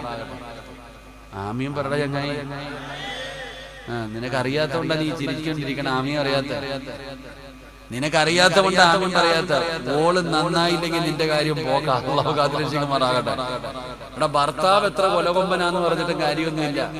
പള്ളിയിലെ ഖത്തീബാണെന്ന് പറഞ്ഞിട്ട് വല്ല കാര്യമുണ്ടോ? സിറാജ് വഴുത് പറയണ ഉസ്താദാ. സിറാജിന്റെ പെണ്ണുമ്പിള്ള ശരിയല്ലെങ്കിൽ വഴുത് പറഞ്ഞിട്ട് വല്ല കാര്യമുണ്ടോ? ഒരു കാര്യമില്ല. ഭാര്യ നല്ലവളല്ലെങ്കിൽ നീ എത്ര വലിയ നല്ലവനാണെങ്കിലും കാര്യമില്ല. അല്ലാഹു കാത്തുരക്ഷിക്കുമാറാകട്ടെ. ഇവിടെ നമ്മൾ നല്ലവനാ. നമ്മുടെ ഭാര്യ നല്ലവളല്ലെങ്കിൽ മക്കള് തലതിരിഞ്ഞു പോകും. മക്കള് പറഞ്ഞാതി മക്കള് തലതിരിഞ്ഞ് തെളിവ് വേണോ? 950 കൊല്ലം ദഅവത്ത് നടത്തിയ നബിയ മഹാനായ നൂഹ് നബി അലൈഹിസ്സലാം. ചങ്ങായി ഒരു നബിയുടെ പേരാ പറഞ്ഞ. കൂട്ടുകാരൻ നൂഹിന്റെ പേരല്ല. മഹാനായ ശൈഖുൽ അംബിയ നൂഹ് നബി അലൈഹിസ്സലാം 950 കൊല്ലം രാവിലെ മുതൽ വൈകുന്നേരം വരെ അല്ലാഹയെ കുറിച്ച് പറഞ്ഞ നബി. ഈ നൂഹ് നബിയുടെ ഭാര്യ അല്ലാഹനെ കൊണ്ട് വിശ്വസിച്ചോ? ഇല്ല. ഏറ്റവും കൂടുതൽ കാലം അല്ലാഹയെ കുറിച്ച് പറഞ്ഞ നബിയുടെ ഭാര്യ മുസ്ലിമായോ? പറകാക്ക മുസ്ലിമായോ? ഇല്ല. ഈ നൂഹ് നബിയുടെ മകൻ വെള്ളത്തിന്റെ അകത്ത് മുങ്ങുക, ചാകാൻ വേണ്ടി. വെള്ളക്കടലി തൂഫാൻ. വെള്ളത്തിന്റെ അകത്ത് ഇങ്ങനെ മുങ്ങുക. അപ്പൊ വാപ്പ കപ്പൽ കൊണ്ട് നിർത്തിയിട്ട് പറഞ്ഞു, എടാ യാ പുനയ്യ, ഉപ്പച്ചിയുടെ പൊന്നുമോനെ, ഇത് സാധാരണ വെള്ളപ്പൊക്കോ മഴയല്ലടാ, അല്ലാടെ അതാവാടാ. മര്യാദയ്ക്ക് വാപ്പ പറയണ കേക്ക് കപ്പലിൽ കയറി രക്ഷപ്പെടാ. നൂഹ് നബി തന്റെ മകനോട് പറയാ, എടാ വാപ്പ പറയ ഇത് അള്ളാന്റെ അദാബാ മോനെ, നീ ഇന്ന് എത്ര നോക്കിയാലും രക്ഷപ്പെടത്തില്ല. ഉപ്പാടെ കപ്പലിൽ കയറടാ പൊന്നുമോനെ. വാപ്പാടെ പണി നോക്കിക്കോ, ഞാൻ ആ മലയുടെ മുകളിൽ കയറി രക്ഷപ്പെടുമെന്ന്. അല്ലാഹു കാത്തുരക്ഷിക്കുമാറാകട്ടെ. ആ നബിയുടെ മുമ്പിൽ കടന്ന് തന്റെ മകൻ മരിച്ചടോ. ലൂത്ത് നബി അലൈഹിസ്സലാം, അതും പ്രവാചകനാ. ഭാര്യ അള്ളാഹിനെ വിശ്വാസം ഇല്ലായിരുന്നു, മക്കളും വഴിപഴച്ചു പോയി. അല്ലാഹു കാത്തുരക്ഷിക്കുമാറാകട്ടെ. പ്രവാചകനാ, ഭാര്യ അള്ളാഹിനെ വിശ്വാസമില്ലാത്തവളായി പോയി, മക്കള് തലതിരിഞ്ഞു പോയി. അല്ലാഹു കാത്തുരക്ഷിക്കുമാറാകട്ടെ. നീ രാവിലെ ജോലിക്ക് പോകുമ്പോ നിന്റെ മക്കൾ ആരെ ഏൽപ്പിച്ചിട്ടാ പോണേ? ആരെ ഏൽപ്പിച്ചിട്ടാ പോണേ? പറയട ചങ്ങായിമാരെ, ആരെ ഏൽപ്പിച്ചിട്ടാ പോന്നെ? എന്റെ പെണ്ണമ്പിള്ള എടുത്ത് അവള് മൊബൈൽ എടുത്ത് മോളിലെടുത്ത് കൊടുത്തിട്ട് പറയും, റീൽസ് എടുക്ക്, ഞാൻ ആടാ. നല്ലവളല്ലെങ്കിലോ മൊബൈൽ എടുത്തിട്ട് ഉമ്മ മോളുടെ കൈ കൊടുത്തിട്ട് പറയും നീ റീൽസ് എടുക്കണം. അല്ലാഹ് റഹ്മാനായ റബ്ബേ, ഉമ്മയുടെ ഡാൻസ് അങ്ങോട്ട് പിടിക്കും മോള്. അത് കഴിഞ്ഞിട്ട് മകള് പറയും ഇനി ഉമ്മ പിടിക്കും ഞാൻ ആടാം. അല്ലാഹു കാത്തിരക്ഷിക്കുമാറാകട്ടെ. എന്നിട്ട് രണ്ടുപേരും കൂടെ ഷെയർ ചെയ്യാൻ ലയിക്കുന്നുണ്ട്. അല്ലാഹു കാത്തിരക്ഷിക്കുമാറാകട്ടെ. ആരുടെ കയ്യിൽ ഏൽപ്പിച്ചിട്ട് പോയ ആമിന അടുത്ത് നമ്മൾ ജോലിക്ക് പോകുമ്പോ നമ്മുടെ ഭാര്യ ആരെയും ഏൽപ്പിക്കട്ടെ, നമ്മുടെ ഭാര്യയുടെ കയ്യിൽ. ഓള് നല്ലവളല്ലെങ്കിൽ മക്കള് തലതിരിഞ്ഞു പോകും. അല്ലാഹു കാത്തിരക്ഷിക്കുമാറാകട്ടെ. നിങ്ങൾ ഒറ്റ കാര്യം ചോദിക്കട്ടെ, വാപ്പായ്ക്ക് മക്കള് വന്നിട്ട് ചോദിക്കും ഉമ്മ ഞാൻ അവിടെ വരെ പൊക്കോട്ടെ, നീ പോയിട്ട് വാപ്പാനോട് ചോദിക്കണ്ടേ? വാപ്പാനോട് ചോദിക്കണ്ട, നീ പൊക്കോടാ. വാപ്പാനോടും ചോദിക്കണം, നീ നിന്റെ കാര്യം നോക്ക്. കള്ളം പറയാൻ തുടങ്ങുന്നത്. എന്റെ പ്രിയപ്പെട്ട സഹോദരങ്ങൾ, അള്ളാഹു നമ്മുടെ ഭാര്യമാരെ നന്നാക്കി തരുമാറാകട്ടെ. എന്റെ പൊന്നാര സഹോദരങ്ങളെ, ഞാൻ പറഞ്ഞു വന്നത്, രാവിലെ ജോലിക്ക് പോകുന്ന ഭർത്താവിനോട് ഭാര്യ പറയുകയാ, ഹറാമായ പൈസയോ ഭക്ഷണമോ ഈ വീട്ടിൽ കൊണ്ടുവരരുത്, എനിക്ക് സ്വർഗമാ വേണ്ടത്, ദുആയ്ക്ക് ഇജാബത്ത് ഉണ്ടാകണം, എനിക്ക് രക്ഷപ്പെടണം, അല്ലാഹുവിന്റെ മുമ്പിൽ എന്റെ അമലുകൾ സ്വീകരിക്കണം, വേണ്ട കൊണ്ടുവരാൻ പാടില്ല എന്നൊരു പെണ്ണ് ഓർമ്മപ്പെടുത്തിയ അവർക്ക് സ്വർഗമുണ്ടെന്ന് നബി മുഹമ്മദ് മുസ്തഫ സല്ലല്ലാഹു അലൈഹി വസല്ലമ തങ്ങൾ പറയുമ്പോ എന്റെ ചെറുപ്പക്കാരോട് പറയുന്ന മക്കളെ, ദുനിയാവ് വേണ്ടടാ, വലിച്ചെറിയടാ മോനെ. സമ്പത്തിനോട് എന്തിനാ ആർത്തി? എന്തിനാണ് മക്കളെ? സമ്പത്തിനോട് ആർത്തിയില്ല, അധികാരത്തോട് ആർത്തിയില്ല, കൊട്ടാരങ്ങളോട് ആർത്തിയില്ല, എല്ലാം വലിച്ചെറിയ മക്കള്. നിനക്ക് വേണ്ടതൊക്കെ അല്ലാഹു തരുമടോ. എന്റെ പ്രിയപ്പെട്ട യുവതലമുറ പഠിക്കേണ്ട ഏറ്റവും വലിയ പാഠമാണ്, പഠിച്ചവനെ ഉസ്താദേ പൈസയില്ലാതെ ജീവിക്കാൻ പറ്റൂല. ഇന്നെല്ലാവരും വല്ലാത്ത പറയുന്ന വാക്കാണ്, പണമില്ലാതെ ജീവിക്കാൻ കഴിയില്ല. പഠിച്ചവനെ എല്ലാവരും ഏത് വഴിയിലൂടെയും സമ്പാദ്യമുണ്ടാക്കുകയാണ്. എടാ, കള്ളിന് ലഹരിയുണ്ട്, കഞ്ചാവിന് ലഹരിയുണ്ട്, ഇതുപോലെ സമ്പത്തിനും ലഹരിയുണ്ടെന്ന് മഹാനായ സയ്യിദുനാ ഉമർ ഇബ്നുൽ ഖത്താബ് റളിയല്ലാഹു തആല അൻഹു പറയുകയാണ്. അതുകൊണ്ട് ഞാൻ എല്ലാവരോടും പറയുകയാ, എന്റെ ഉമ്മയുടെ ഗർഭാശയത്തിൽ കിടന്നു 4 മാസം പ്രായമായപ്പോ ഒരു മലക്ക് വന്നിട്ട് എഴുതി വെച്ചു, സിറാജേ, മരിക്കുന്ന ദിവസം വരെ തിന്നുന്ന ഭക്ഷണത്തിന്റെ മുകളിൽ എന്റെ പേര് അല്ലാഹു എഴുതി വെച്ചിരിക്കുകയാ. ഞാൻ തിന്നുന്ന ഭക്ഷണം നിങ്ങൾ ഒരാളും തിന്നാറില്ല, നിങ്ങൾ എഴുതിയ ഭക്ഷണം ഞാനും കഴിക്കാറില്ല. അവനവന്റെ കാര്യങ്ങൾ മുഴുവനും അല്ലാഹു എഴുതി വെച്ചിരിക്കുകയാണ്. അത് നടക്കേണ്ടതുപോലെ നടക്കും ചെറുപ്പക്കാരാ. അതുകൊണ്ട് എന്റെ പ്രിയപ്പെട്ട മക്കളോട് പറയുകയാ, എല്ലാവരും പറയുന്നത് പണമുണ്ടെങ്കിലേ ജീവിക്കാൻ പറ്റുമെന്ന്. ഞാൻ പറയുമില്ലടാ ചെറുപ്പക്കാരാ, ജീവിക്കണമെങ്കിൽ പണം വേണ്ട പൊന്നുമോനെ, ജീവിക്കണമെങ്കിൽ പണം വേണമെന്ന് ആരാ പറഞ്ഞത്? ഈ വയത് കേൾക്കാൻ വന്നിരിക്കുന്നവരോട് ഞാൻ ചോദിക്കട്ടെ, നീ എന്തിനാ കഷ്ടപ്പെടുന്നത്? നീ എന്തിനാ ജോലി ചെയ്യുന്നത്? കടലിൽ പോയി മീൻ പിടിക്കുന്നവരുണ്ടല്ലോ, രാവിലെ മുതൽ വൈകുന്നേരം വരെ കിടന്ന് കഷ്ടപ്പെടുന്നവരുണ്ടല്ലോ. എന്തിനാ സഹോദരാ നീ കഷ്ടപ്പെടുന്നത്? നിന്റെ ഭാര്യക്കും നിന്റെ മക്കൾക്കും ഭക്ഷണം കൊടുക്കാനല്ലേ? നിന്റെ ഭാര്യക്കും നിന്റെ മക്കൾക്കും ഭക്ഷണം കൊടുക്കണം. ഒരാളുടെ മുമ്പിലും കൈനീട്ടരുത്, ഭക്ഷണത്തിന് വേണ്ടി ഒരാളുടെ മുമ്പിലും കൈനീട്ടരുത്. അല്ലാഹുവേ, അങ്ങനെ ഒരവസ്ഥ വരുത്തല്ലേ അല്ലാ. എല്ലാരും പറയുന്നത് പൈസ ഉണ്ടെങ്കിലേ ജീവിക്കാൻ പറ്റുമെന്ന, ഞാൻ പറയുന്നത് വേണ്ടെന്ന. അല്ലാഹു ഈമാൻ നൽകുമാറാകട്ടെ. ഉറക്കെ പറഞ്ഞ ഈമാൻ നൽകുമാറാകട്ടെ. ബോറടിക്കണുണ്ടോ? ഒറ്റ ചോദ്യം ഞാൻ ചോദിക്കട്ടെ, എല്ലാരും ജോലിക്ക് പോകുന്ന എന്തിനാ? തന്റെ ഭാര്യക്കും തന്റെ മക്കൾക്കും തിന്നാൻ കൊടുക്കണം വല്ലതും. നമുക്കും തിന്നണം, ഭാര്യക്കും മക്കൾക്കും ഭക്ഷണം കഴിക്കണം. അല്ലാഹു ഈമാൻ നൽകുമാറാകട്ടെ. അല്ലാഹു ഈമാൻ നൽകുമാറാകട്ടെ. അതിനെ ജോലിക്ക് പോണേ, അതിന് ജോലിക്ക് പോണോ? ഇവിടെ കഴിക്കാൻ ഭക്ഷണം വേണോ? കഴിക്കാൻ ഭക്ഷണം മതിയോ? നീ ജോലിക്ക് പോയി എത്ര ദിവസം നീ ജോലിക്ക് പോയി എത്ര ദിവസം നിനക്ക് ഭക്ഷണം കിട്ടും? എങ്കിൽ അല്ലാഹു പറയുകയാ, നിനക്ക് മരിക്കുന്ന കാലം വരെ തിന്നാനുള്ള ഭക്ഷണം ഞാൻ തരാം.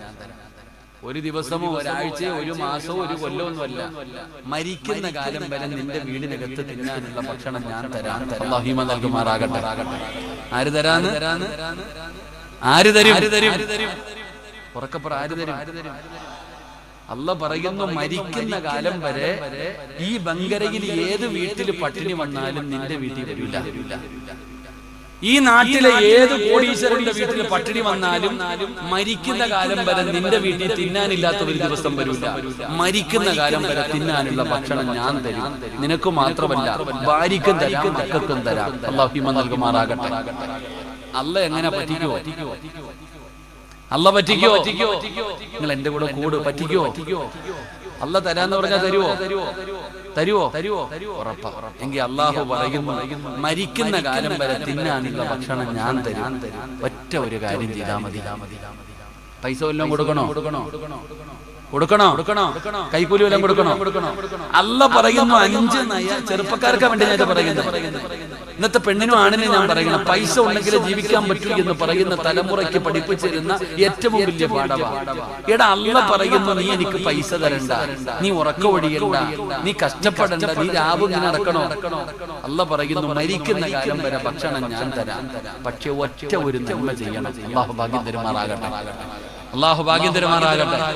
ഒരേ ഒരു നന്മ, പൈസ ചെലവില്ല, കഷ്ടപ്പാടില്ല, ഉറക്ക ഒഴിയണ്ട, ഒരു ബുദ്ധിമുട്ടുമില്ലാത്ത ഒറ്റ നന്മ ചെയ്ത മരിക്കുന്ന കാലം വരെ തിന്നാനുള്ള ഭക്ഷണം അല്ലാഹു തരും. അല്ലാഹു ഈമാൻ നൽകുമാറാകട്ടെ.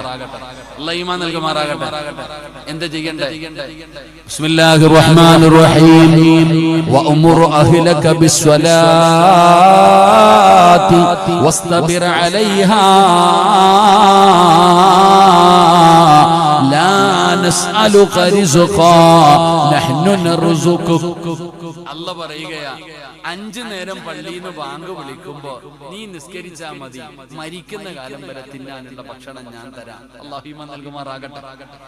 ഉറക്കപ്പറ. 5 നേരം അല്ലാഹുവിന്റെ പള്ളിയിൽ നിന്ന് ബാങ്ക് വിളിക്കുമ്പോ ആര് നിസ്കരിക്കുന്നുണ്ടോ ആ നിസ്കരിക്കുന്നവന് മരിക്കുന്ന കാലം വരെ തിന്നാനുള്ള ഭക്ഷണം അല്ലാഹു തരും. അല്ലാഹു ഈമാൻ നൽകുമാറാകട്ടെ. അല്ലാഹു ഈമാൻ നൽകുമാറാകട്ടെ. ഈ നാട്ടിൽ ഏറ്റവും നല്ല ഭക്ഷണം കഴിക്കുന്നത് ആരാ? ഈ ബംഗരയിൽ ഏറ്റവും നല്ല ഭക്ഷണം കഴിക്കണ ആരാ? നിങ്ങൾ എന്തുടെ ഇങ്ങനെ ഇരിക്കണേ? നിങ്ങളുടെ നാട്ടിൽ ഏറ്റവും നല്ല ഭക്ഷണം കഴിക്കുന്ന ആളാരാ? നിങ്ങളുടെ പള്ളിയിലെ ഖത്തീബ്. അല്ലാഹു ബർക്കത്ത് ചെയ്യുമാറാകട്ടെ. ആരാ? നിങ്ങൾ എന്താ ഇങ്ങനെ ഇരിക്കണേ? ആരടോ? നിങ്ങളുടെ പള്ളിയിലെ ഉസ്താദോ? ചങ്ങായി, നിങ്ങളുടെ പള്ളിയിലെ ഉസ്താദിന് ഇറച്ചിയില്ലാത്ത ദിവസമുണ്ടോ? നല്ല കഷ്ടം. നീ ഉണ്ടോ താത്ത? എല്ലാ ദിവസവും ഇറച്ചിയിലുള്ള താത്ത ഒന്ന് കൈവക്കിക്ക്. എല്ലാ ദിവസവും നല്ല ചാളയും മത്തിയൊക്കെ കളഞ്ഞിട്ട് നല്ല മീൻ തിന്നാറുണ്ട്. പറ ഉസ്താദ് വല്ലതും മേടിച്ചു തരാൻ കെട്ടിയവന്റെ അടുത്ത് പറയണേ. ഇവിടെ എല്ലാ ദിവസവും ഏറ്റവും നല്ല ഭക്ഷണം കഴിക്കണം നിങ്ങളുടെ പള്ളിയിലെ ഉസ്താദാ. അല്ലാഹു ബർക്കത്ത് ചെയ്യുമാറാകട്ടെ. നിങ്ങൾ എന്തെങ്കിലും ഇരിക്കണം. അല്ലാഹു ബർക്കത്ത് ചെയ്യുമാറാകട്ടെ. ഏറ്റവും ചെറിയ ശമ്പളം ആർക്കാ? അത് ഉസ്താദിന്. കിളയ്ക്കാൻ എന്താ പറയാ, മറ്റേ ജോലിക്ക് പോണ മേശരിമാരുടെ ഒക്കെ പോലെ കൂലിപ്പണിക്ക് പോകുന്നതിന് എന്താ ശമ്പളം? ഞങ്ങളുടെ നാട്ടിലൊക്കെ 900 കൊടുക്കുന്നു. മോനെ വെള്ളം എറിയാതെ കൂലിപ്പണിക്ക് പോകുന്നതിന് എത്ര ശമ്പളം ഉണ്ട്? 800, 900, 1000. പള്ളിയിലെ ഉസ്താദിന്റെ ശമ്പളം ഒന്ന് കാൽക്കുലേറ്ററിൽ അടിച്ചു നോക്കും. അല്ലാഹു കാത്തിരിക്കുമാറാകട്ടെ. ഏറ്റവും നല്ല ഭക്ഷണം ആർക്കാ? ഉസ്താദിന്. ഉസ്താദിന് ആകെ കിട്ടുന്നത് 15,000 അല്ലെങ്കിൽ 20,000. ഭാര്യക്കുണ്ട്, മക്കളുണ്ട്, സ്കൂളുണ്ട്, ട്യൂഷൻ ഉണ്ട്, മക്കൾക്ക് വസ്ത്രം എടുക്കണം, ഭാര്യക്ക് സ്വർണ്ണം എടുത്തു കൊടുക്കണം, കറങ്ങാൻ കൊണ്ടുപോകണം, തിന്നാൻ കൊടുക്കണം. എന്നിട്ട് ഉസ്താദ് ബാങ്കിൽ കൊണ്ടിടുക. അല്ലാഹു ബർക്കത്ത് ചെയ്യുമാറാകട്ടെ. ഏറ്റവും നല്ല ഭക്ഷണം കഴിക്കുന്നത് നിങ്ങളുടെ പള്ളിയിലെ ഉസ്താദാ. അല്ലാഹു എത്ര കൊല്ലമായി? 15 കൊല്ലം. ഒരു പള്ളിയിലൊക്കെ 13 കൊല്ലം ഇരിക്കണമെങ്കിൽ അല്ലാഹു ആയിരം വർഷം ഈമാൻ നൽകുമാറാകട്ടെ. സാധാരണ അത്ര ഒന്നും ഇരിക്കാറില്ല കേട്ടോ. സാധാരണ ഒരു ജുമാ തന്നെ നടത്തിപ്പോണ പാടെന്താണെന്നറിയില്ല. ഒരു ഉസ്താദൊക്കെ 13 കൊല്ലം ഇരിക്കാന്ന് പറഞ്ഞാൽ ഈ നാട്ടുകാരൊക്കെ നല്ലവരാ. അല്ലാഹു ഈമാൻ തരുമാറാകട്ടെ. അല്ലാഹു ഈമാൻ നൽകുമാറാകട്ടെ. ഖൈറാകുന്ന കാലം വരെ ഖിദ്മത്ത് ചെയ്യാനുള്ള ഭാഗ്യം കൊടുക്കുമാറാകട്ടെ. എന്തുകൊണ്ടാണ് ഉസ്താദിന് ഭക്ഷണം അല്ല കൊടുക്കുന്നത്? നിങ്ങൾ ആര് പള്ളിയിൽ പോയില്ലെങ്കിലും ആ ചങ്ങാതി പള്ളിയിലുണ്ട്. അല്ലാഹു ഈമാൻ നൽകുമാറാകട്ടെ. അതുകൊണ്ട് നിങ്ങൾ പ്രസിഡന്റ് പോ, എല്ലാ ദിവസവും സെക്രട്ടറി പോ, നിങ്ങൾ ആര് പള്ളിയിൽ പോയില്ലെങ്കിൽ ഈ ചങ്ങാതി 5 നേരം പള്ളിയിലുണ്ട്. അയാൾ നിസ്കരിക്കുന്നത് കൊണ്ടാണ് അള്ളാഹു അദ്ദേഹത്തിന് ഏറ്റവും നല്ല ഭക്ഷണം കൊടുക്കുന്നത്. അള്ളാഹു ഈമാൻ നൽകുമാറാകട്ടെ. അപ്പൊ നിങ്ങൾ എന്നോട് ചോദിക്കും, സിറാജ് ഞാനും നിസ്കരിക്കുന്നുണ്ട്, എനിക്ക് കിട്ടുന്നില്ലല്ലോ. ഇരിക്കണ ഫർദ ഇട്ട ഉമ്മ ചോദിക്കണം, സിറാജ് അതെന്തൊരു പറച്ചില്ല സിറാജ്, ഞാനും 5 നേരം നിസ്കരിക്കുന്നുണ്ട്, എനിക്ക് കിട്ടുന്നില്ല. ഉസ്താദിനാണെങ്കിൽ ഏറ്റവും നല്ല ഫുഡ്, എനിക്കാണെങ്കിൽ കഞ്ഞിയും പയറും. അല്ലേ? നീ ചോദിക്കണ ചോദ്യം, ഞാൻ 5 നേരം നിസ്കരിക്കുന്നുണ്ട്, എനിക്ക് എന്തേ നല്ല ഫുഡ് കിട്ടാത്ത? ഉസ്താദ് നീയും തമ്മിലൊരു വ്യത്യാസമുണ്ട്. ഉസ്താദ് 5 വഖത്ത് സമയത്ത് നിസ്കരിക്കും, നീ സമയം കിട്ടുമ്പോൾ നിസ്കരിക്കും. അല്ലാഹു ഈമാൻ നൽകുമാറാകട്ടെ. ഉസ്താദ് എപ്പോ നിസ്കരിക്കും? ബാങ്ക് വിളിച്ച് 15 മിനിറ്റ് കഴിയുമ്പോൾ ആ ചങ്ങാതി നിസ്കരിക്കും, നീ എപ്പോഴാണ് നിസ്കരിക്കുക? 12:15 ബാങ്ക് വിളിക്കും, നീ എപ്പോഴാണ് നിസ്കരിക്കണം? സത്യം പറ. നീ ചോറ് വെക്കണം, കറി വെക്കണം, വീട് വെക്കണം, തൂക്കണം, കുളിക്കണം, എല്ലാം കഴിഞ്ഞ് 2:45 പോയി നിസ്കരിക്കും. അതാ വ്യത്യാസം. അതാണ് നിങ്ങൾ തമ്മിലുള്ള, നമ്മൾ തമ്മിലുള്ള വ്യത്യാസം എന്താ? എന്റെ കാര്യം ഇവിടെ ഖലീൽ ഹത്തീബിനെ പിടി. നിങ്ങൾ തമ്മിലുള്ള വ്യത്യാസം എന്താ? ആ ചങ്ങാതി സമയത്ത് നിസ്കരിക്കും, നീ സമയം കിട്ടുമ്പോൾ നിസ്കരിക്കും. അതാ വ്യത്യാസം. അല്ലാഹു ഈമാൻ തരുമാറാകട്ടെ. അല്ലാഹു ഈമാൻ തരുമാറാകട്ടെ. എടാ ചങ്ങായി, ഖുർആനാടാ പറഞ്ഞ, സിറാജ് പറഞ്ഞൊന്നുമല്ല. സൂറത്തു ത്വാഹ അല്ലാഹ് പറയുന്നു, നീ 5 നേരം നിസ്കരിക്കുമെങ്കിൽ മരിക്കുന്ന കാലം വരെ നീ നിന്റെ വാപ്പാനെ കുറിച്ച് ചിന്തിക്കും. വാപ്പ 9 മണിക്ക് ഉറങ്ങിയിട്ടുണ്ടാകും. നമ്മുടെ വാപ്പ രാത്രി പണിക്ക് പോയിട്ടുണ്ടോ? പോയിട്ടുണ്ടോ? എടാ പണ്ടത്തെ ഉപ്പാമാരെന്ന് പറഞ്ഞ അവര് സമയത്ത് തിന്നും. ഇന്നത്തെ ചങ്ങാതിയുടെ അവസ്ഥ, നമ്മൾ സമയത്ത് ഭക്ഷണം കഴിക്കാൻ എത്ര പേരുണ്ട്? ഇല്ല. ഉറങ്ങാറുണ്ടോ? സ്വന്തം പെണ്ണുപിള്ളയെ സ്നേഹിക്കാറുണ്ടോ? മക്കളോട് സംസാരിക്കാൻ സമയമുണ്ടോ?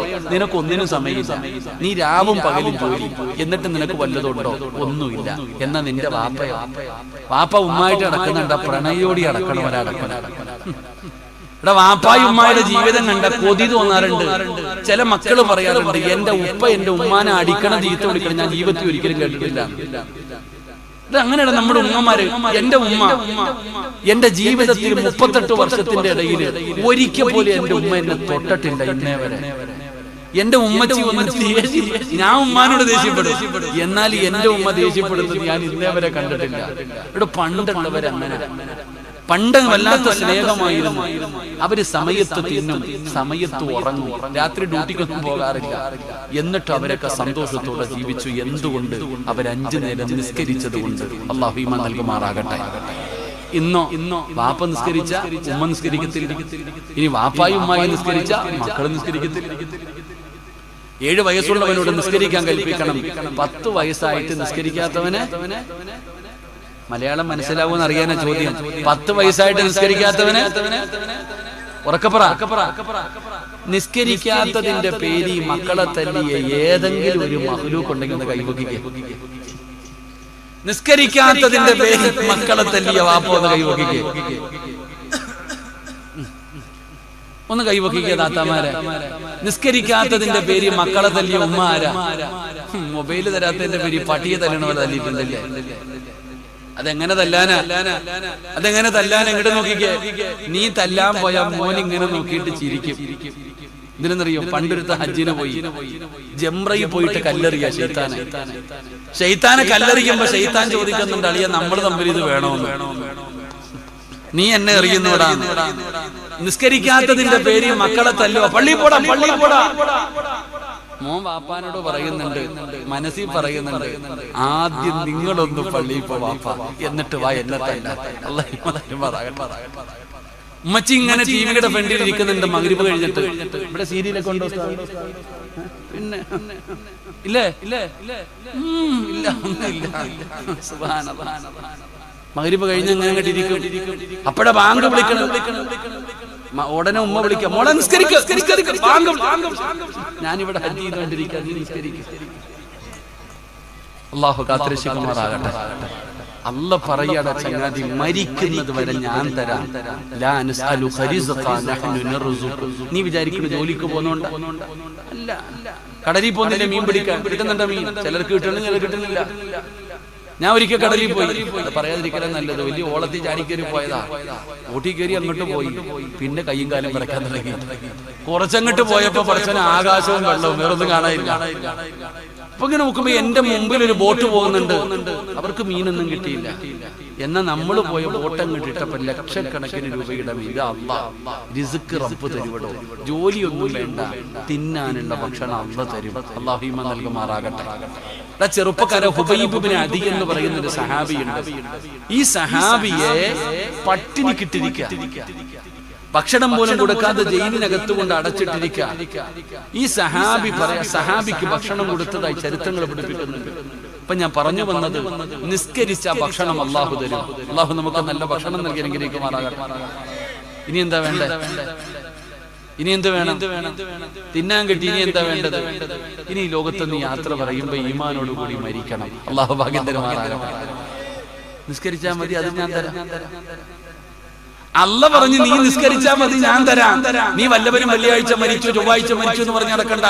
നിനക്ക് നല്ല മരണം വേണോ? ഞാൻ തരാം നല്ല മരണം. നിസ്കരിക്കടാ മക്കളെ. അല്ലാഹു നമുക്ക് ഈമാൻ നൽകുമാറാകട്ടെ. അതുകൊണ്ട് എന്റെ ചെറുപ്പക്കാരോട് ഞാൻ പറയണം, മക്കളെ മുടിയൊക്കെ ഇങ്ങനെ വളർത്തി കീറിയ പാൻറ്റിട്ടൊക്കെ നടന്നാലും നിസ്കരിക്കാൻ പഠിക്കേണ്ട മക്കൾ. 5 നേരം നിങ്ങൾ നിസ്കരിക്കുക. നിങ്ങൾ നിസ്കരിച്ചാൽ നിങ്ങളുടെ ജീവിതത്തിൽ മാറ്റം വരും. അല്ലാഹു നിങ്ങൾക്ക് വേണ്ടതൊക്കെ തരും. അല്ലാഹു നമുക്ക് ഈമാൻ നൽകുമാറാകട്ടെ. അല്ലാതെ ദുനിയാവ് ഇങ്ങനെ പിടിക്കാൻ പോയാൽ നിന്നെ പറ്റിക്കൂടെ ചങ്ങാതി. ഒരിക്കൽ ഉസ്താദിനെ കാണാൻ ശിഷ്യം വന്നു. ജോലിയൊക്കെ കിട്ടി ഇത്തിരി പൈസയായപ്പോ ഗുരുവിനെ കാണാൻ വേണ്ടി ശിഷ്യം വന്നു. ഉസ്താദിന്റെ അടുക്കൽ ചെന്നിട്ട് ഒരു സ്വർണ്ണ നാണയം കൊണ്ടുപോയി ഉസ്താദിന്റെ കയ്യിൽ കൊടുത്തു. ഉസ്താദ് പറഞ്ഞു, ദുനിയാവ് എനിക്ക് വേണ്ട, നീ എടുത്തോളാം. ഉസ്താദ് ശിഷ്യനോട് പറഞ്ഞു, എനിക്ക് വേണ്ട, നീ എടുത്തോ. ശിഷ്യന് ഭയങ്കര സങ്കടം വന്നു. ഇറങ്ങിപ്പോകുന്ന വഴിയിൽ ഉസ്താദിന്റെ ഷൂ കടക്കുന്നത് കണ്ടു. ആ സ്വർണ്ണ നാണയം ആ ഷൂവിനകത്ത് വെച്ചിട്ട് ഇറങ്ങിപ്പോയി. ഉസ്താദ് ക്ലാസ് എല്ലാം കഴിഞ്ഞ് ഇറങ്ങി വരുമ്പോ, കുട്ടികളുമായിട്ട് ഇറങ്ങി വരുമ്പോ ഉസ്താദിന്റെ ഷൂവിനകത്ത് ഒരു സ്വർണ്ണ നാണയം കിടക്കുന്നു. ഉസ്താദ് പറഞ്ഞു, ദുനിയാവെന്ന് പറഞ്ഞ ഇതാ, വേണ്ട എന്ന് പറഞ്ഞ് വലിച്ചെറിഞ്ഞ ഇതുപോലെ കാൽച്ചുവട്ടിൽ വന്ന് കിടക്കും. അല്ലാഹു ഈമാൻ നൽകുമാറാകട്ടെ. നീ വേണ്ട എന്ന് പറഞ്ഞ് വലിച്ചെറിഞ്ഞു നോക്ക്. വേണ്ട എന്ന് പറഞ്ഞ് വലിച്ചെറിഞ്ഞാൽ ആ വലിച്ചെറിഞ്ഞത് നമ്മളെ തേടി വരുമടോ. ദുനിയാവതാ വേണ്ടെന്ന് പറഞ്ഞ് വലിച്ചെറിഞ്ഞാ നമ്മളെ തേടി വരികയാണ്. പിടിക്കാൻ പോയാ നിഴലിനെ പോലെയാണ്, പറ്റിച്ചു കളയും ചെറുപ്പക്കാരാ. അതുകൊണ്ട് പെങ്ങളെ, മോളെ, അല്ലാഹുവേ, ദുനിയാവിനോടുള്ള ആഗ്രഹമങ്ങ് കളപങ്ങള്. പ്രായം കുറെ ആയില്ലേ ഉമ്മാ, ഇനിയെങ്കിലും നിനക്കൊന്ന് ഒതുങ്ങിക്കൂടെ? ഇനിയെങ്കിലും ഒന്ന് നന്നായിക്കൂടെ? ഈ വാഴ കേൾക്കാമെന്ന 30-40 വയസ്സ് കഴിഞ്ഞ വാപ്പാ, എടോ, ഈ വാഴ വച്ചിരിക്കുന്ന ചെറുപ്പക്കാരെക്കാരും കഷ്ടമായി ജീവിക്കുന്ന 45-50 വയസ്സുള്ളവരുണ്ടല്ലോ. മാറ്റം ജീവിതത്തിൽ വരേണ്ട സമയം കഴിഞ്ഞു. 40 വയസ്സായ നന്നാകണമെന്ന, 40 വയസ്സായ നന്നാകണമെന്ന, ജീവിതത്തിൽ മാറ്റം വരുത്തലേ വാപ്പാ. 40 വയസ്സ് കഴിഞ്ഞ ഉമ്മമാരോട് പറയുകയാ, എന്റെ പ്രിയപ്പെട്ടവരെ, നന്നാകണ്. 40 വയസ്സ് കഴിഞ്ഞ് തെറ്റ് ചെയ്താ നീ പേടിക്കണം പെങ്ങള്. എന്റെ സഹോദരങ്ങളോട് പറയുകയാണ്, 39 വയസ്സുകാരൻ തെറ്റ് ചെയ്യുന്നത് പോലെയല്ല, 40 വയസ്സുകാരൻ പാപം ചെയ്താ അവന് ഇരട്ടിയാണ് ശിക്ഷയെന്ന് നബി മുഹമ്മദ് മുസ്തഫ സല്ലല്ലാഹു അലൈഹി വസല്ലമ തങ്ങൾ പറയുമ്പോ, എന്റെ പ്രിയപ്പെട്ട സഹോദര, അല്ലാഹുവിന്റെ മലക്കുകൾക്ക് പരിചയമുള്ള, അല്ലാഹുവിന്റെ മലക്കുകൾ ഇഷ്ടപ്പെടുന്ന ഒന്നാമത്തെ മനുഷ്യനാരെന്നറിയോ?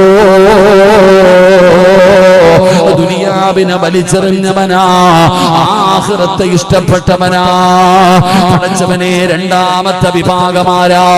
വിശദീകരിക്കുന്നില്ല ചെറുപ്പക്കാരോട്, എന്റെ സഹോദരങ്ങളോട്, സഹോദരിമാരോട് പറയുകയാ, അല്ലാഹുവിന്റെ മലക്കുകൾ ഇഷ്ടപ്പെടുന്ന രണ്ടാമത്തെ വിഭാഗമാരാ? എന്റെ പ്രിയപ്പെട്ടവരെ, അല്ലാഹുവിന്റെ മലക്കുകളെ സ്നേഹിക്കുന്ന രണ്ടാമത്തെ വിഭാഗമാരെന്നറിയോ?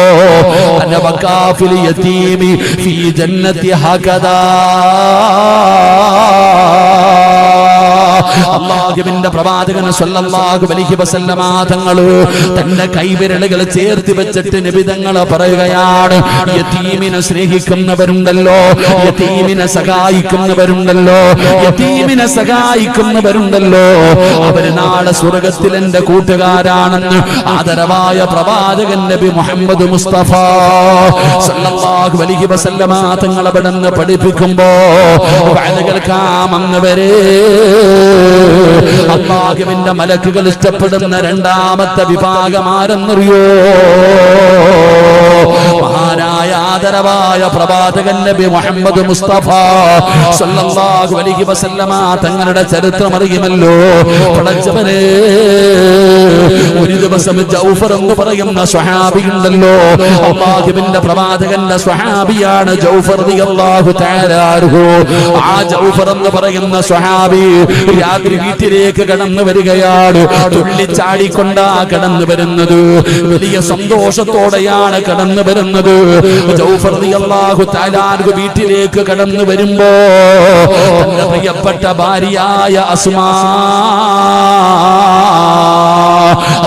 റളിയല്ലാഹു തആല അൻഹാ അവിടുന്ന് നോക്കുമ്പോ തന്റെ പ്രിയപ്പെട്ട ഭർത്താവ് സന്തോഷത്തോടെ തുള്ളിച്ചാടി വരികയാ.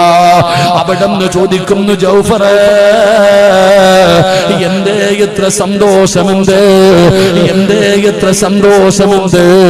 ജൗഫർ എന്ന് പറയുന്ന സ്വഹാബി പറഞ്ഞു, അസ്മാ, അല്ലാഹുവിന്റെ പ്രവാചകൻ സ്വല്ലല്ലാഹു അലൈഹി വസല്ലമ തങ്ങൾ എന്നെ യുദ്ധത്തിന്റെ അമീറാക്കി, എന്നെ യുദ്ധത്തിന്റെ അമീറാക്കി. ഞാൻ യുദ്ധത്തിന്റെ നേതാവാണ്, എന്നെ നേതാവാക്കി എന്ന് നബി തങ്ങളോട് പറയുകയാണ്, തന്റെ ഭാര്യയോട് പറയുകയാ. പടച്ചവനെ, അവസാനം ജൗഫർ റളിയല്ലാഹു തആല അൻഹു പിറ്റേ ദിവസം യുദ്ധത്തിന് വേണ്ടി തയ്യാറായി വീട്ടിൽ നിന്ന് പുറത്തിറങ്ങുകയാണ്. തന്റെ പ്രിയപ്പെട്ട ഭാര്യ യുദ്ധത്തിന് പോകുമ്പോൾ വേണ്ട സാധനങ്ങൾ മുഴുവനും ഭർത്താവിന്റെ കയ്യിൽ കൊടുക്കുകയാ. ആ യുദ്ധത്തിന്റെ പ്രത്യേകത എന്തെന്നറിയോ? ജൗഫർ റളിയല്ലാഹു തആല അൻഹു തന്റെ പ്രിയപ്പെട്ട ഭാര്യയെയും തന്റെ മക്കളെയും കെട്ടിപ്പിടിച്ച് ചുംബനം കൊടുക്കുകയാണ്. യുദ്ധത്തിന് വേണ്ടി ഇറങ്ങുകയാണ്. ജൗഫറിനറിയാ തിരിച്ചു വരില്ല എന്ന്. ഇനി ജീവനോടെ തിരിച്ചു വരില്ലെന്ന്. കാരണം ആ യുദ്ധത്തിന്റെ പ്രത്യേകത, നബിതങ്ങൾ മരണം പറഞ്ഞു. പടച്ചവനെ, മരിക്കുന്നതിന് മുമ്പേ, യുദ്ധത്തിന് മുമ്പേ നബിതങ്ങൾ മരണം പറഞ്ഞു. അല്ലാഹുവിന്റെ പ്രവാചകൻ സ്വല്ലല്ലാഹു അലൈഹി വസല്ലമ തങ്ങൾ 3 സ്വഹാബികളെ തെരഞ്ഞെടുത്തു. നീയാണ് യുദ്ധം നയിക്കേണ്ടത്, ഒന്നാമത്തെ അമീർ നീയാണ്. നിനക്ക് എന്തെങ്കിലും പറ്റിയാൽ രണ്ടാമത്തെ സ്വഹാബിയോട് പറഞ്ഞു, നീ വേണം യുദ്ധം നയിക്കാൻ. ആ സ്വഹാബിയോട് പറഞ്ഞു, നിനക്ക് എന്തെങ്കിലും പറ്റിയാൽ. മൂന്നാമത് ജൗഫറെ, നീ കൊടി പിടിക്കണം. ജൗഫറെ, നിനക്ക് എന്തെങ്കിലും പറ്റിയാ സ്വഹാബ, നിങ്ങളിൽ ആരെങ്കിലും പിടിക്കണേ. ഈ യുദ്ധത്തിന്റെ അർത്ഥം, ഈ പറഞ്ഞതിന്റെ അർത്ഥം, ഒന്നാമത് നീ മരിക്കും, രണ്ടാമത് നീ മരിക്കും, മൂന്നാമത് നീ മരിക്കും. 3 പേരോടും നബിതങ്ങൾ മരണം പറഞ്ഞു. അതുകൊണ്ട് ജൗഫറിനറിയാ തിരിച്ചു വരില്ല എന്ന്. ജൗഫർ റളിയല്ലാഹു തആല അൻഹു തന്റെ പ്രിയപ്പെട്ട മക്കളെ കെട്ടിപ്പിടിച്ച് ചുംബനം കൊടുക്കുകയാണ്. തന്റെ പ്രിയപ്പെട്ടവളോട് സലാം പറയുകയാണ്. ചെറുപ്പക്കാരാ, നിന്നെ പോലെ യുവത്വത്തിന്റെ നടുവില് ജീവിച്ച ഒരു ചെറുപ്പക്കാരന്റെ ചരിത്രമാടാ മോരെ നീ കാണിക്കുന്നത് എന്താണ്? ആ ചെറുപ്പക്കാരന്റെ സ്വഭാവം എന്താണ്? പെങ്ങളെ, പഠിക്കണേ പൊന്നുമോള്. ജൗഫർ എന്ന് പറയുന്ന സ്വഹാബി അവിടുന്ന് സലാം പറഞ്ഞിറങ്ങുകയാണ്. രണാങ്കണത്തിലേക്ക് കടന്നു ചെന്നു. അല്ലാഹുവിന്റെ പ്രവാചകൻ പറഞ്ഞതുപോലെ ഒന്നാമത്തെ നേതാവ് വീണു, രണ്ടാമത്തെ നേതാവ് ഏറ്റെടുത്തു, രണ്ടാമത്തെ നേതാവും വീണു. മഹാനായ ജൗഫർ റളിയല്ലാഹു തആല ഓടിച്ചെന്ന് ഇസ്ലാമിന്റെ കൊടിയെടുക്കുകയാണ്. ഇസ്ലാമിന്റെ കൊടിയെടുക്കുകയാണ്. അതാ ഇടത് കൈയിൽ കൊടി പിടിച്ചിട്ട് വലത് കൈയിൽ വാള് പിടിച്ചുകൊണ്ട് ശത്രുവിന്റെ ഇടയിലേക്ക് പാഞ്ഞു കയറുമ്പോ ജൗഫർ തങ്ങളുടെ ഇടത് കൈയങ്ങ് വെട്ടിമുറിച്ചടാ പൊന്നുമോരെ. ഇസ്ലാമിന്റെ കൊടി താഴെ വീണു. ജൗഫർ തങ്ങൾ താഴെ വീണ കൊടി വലത് കൈ കൊണ്ടെടുത്തു. മുന്നോട്ട് നടക്കുമ്പോ വലത് കൈയും വെട്ടിമുറിക്കുകയാണ്. കൊടി താഴെ വീണു.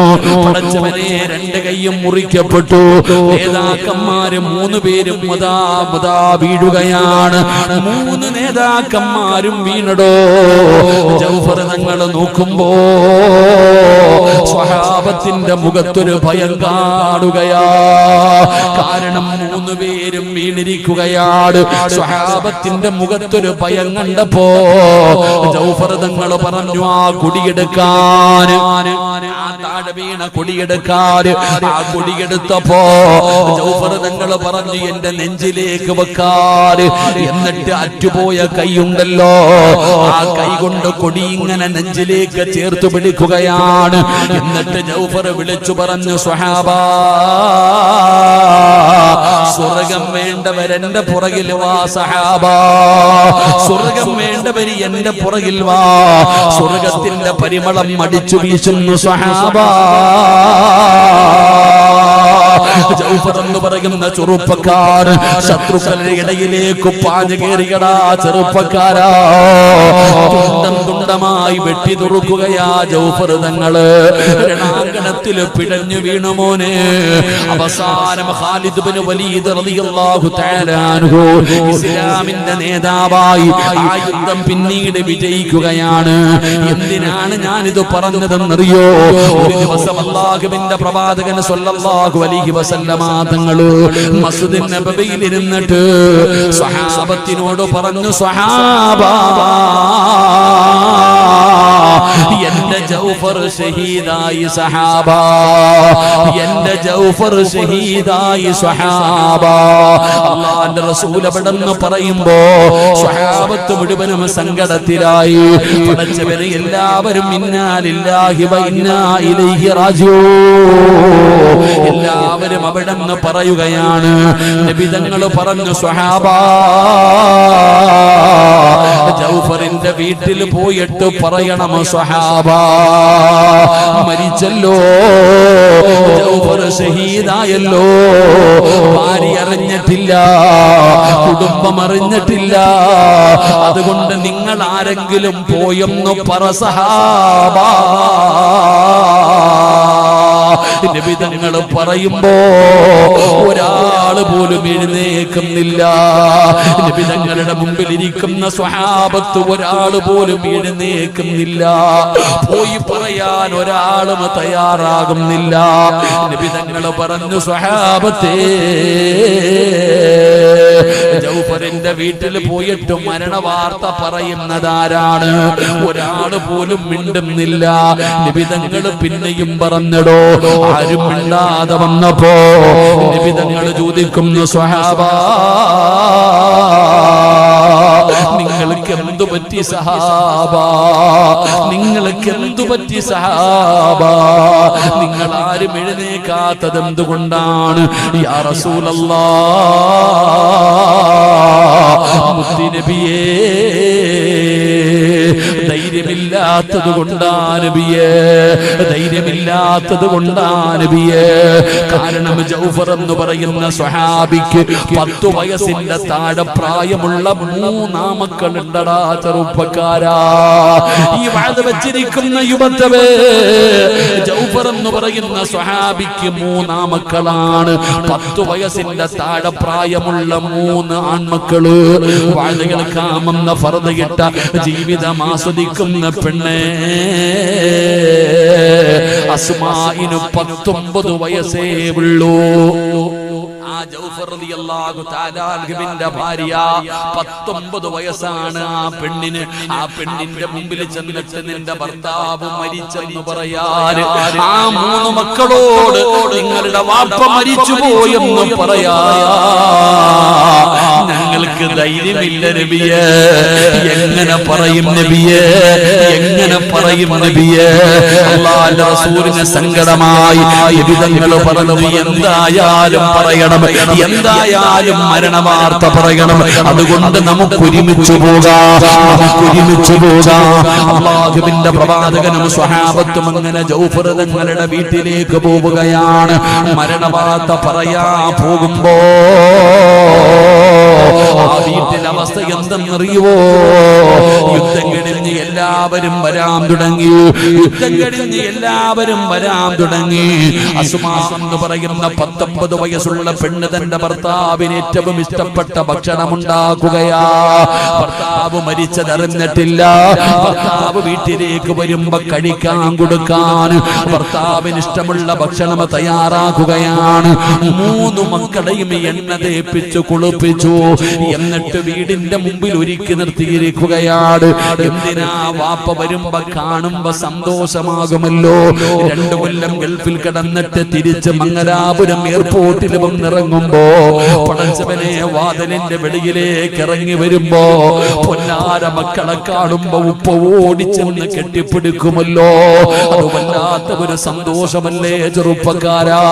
അതുകൊണ്ട് തന്റെ മക്കൾ, തന്റെ ഭർത്താവ് വരുമ്പോ കാണാൻ 3 മക്കളെയും എണ്ണ തേപ്പിച്ച് കുളിപ്പിച്ച് ഒരുക്കി വീടിന്റെ മുമ്പിൽ നിർത്തിയിരിക്കുകയാണ്. പടച്ചവനെ അടുക്കളയിൽ ഇരുന്ന് ഭക്ഷണം വെക്കുകയാണ്. അപ്പോഴാണ് മക്കള് വിളിച്ചു പറഞ്ഞു, ഉമ്മാ, അല്ലാഹുവിന്റെ പ്രവാചകനും വാപ്പയും വരുന്നുമ്മാ. കാരണം അല്ലാഹുവിന്റെ റസൂലും സ്വഹാബത്തും ഇങ്ങനെ വരികയാണ്. വാപ്പയുണ്ടാകുമെന്നറിയാ. അതുകൊണ്ട് മക്കള് പറഞ്ഞു, നബി തങ്ങളും വാപ്പയും വരുന്നുമ്മാ. മക്കളിറങ്ങി ഓടുകയാണ്.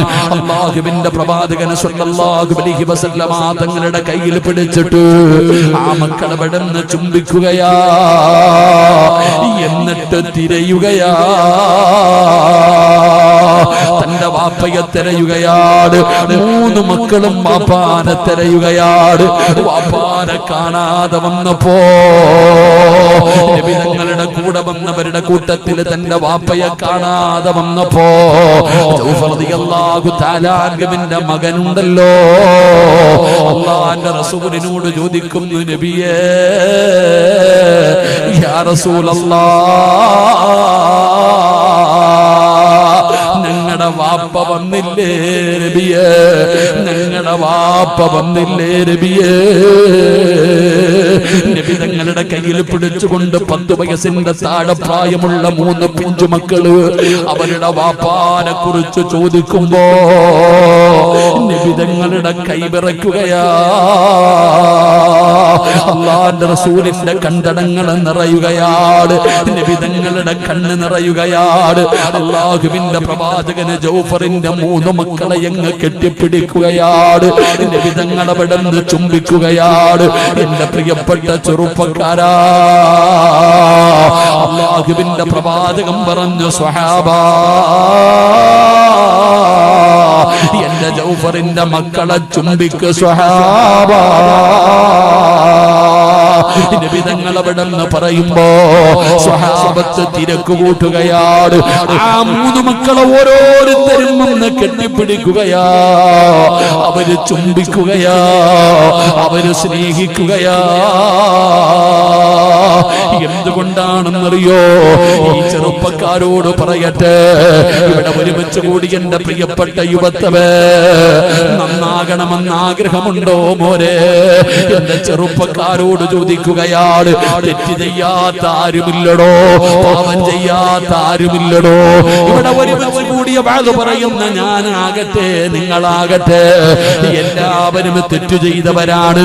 കള്ള് കുടിച്ചവരുണ്ട്, വ്യഭിചരിച്ചവരുണ്ട്, കഞ്ചാവ് കുടിച്ചവരുണ്ട്, വൃത്തികേടുകൾ ചെയ്തവരുണ്ട്, ഭർത്താവിനെ വഞ്ചിച്ചവരുണ്ട്, ഭാര്യ വഞ്ചിച്ചവരുണ്ട്, മാതാപിതാക്കളെ പറ്റിച്ചവരുണ്ട്. തെറ്റ് ചെയ്യാത്ത ആരുമില്ലടാ ചെറുപ്പക്കാരാ. കോളേജിൽ പോകുമ്പോ പാല വഞ്ചിച്ച മക്കള്,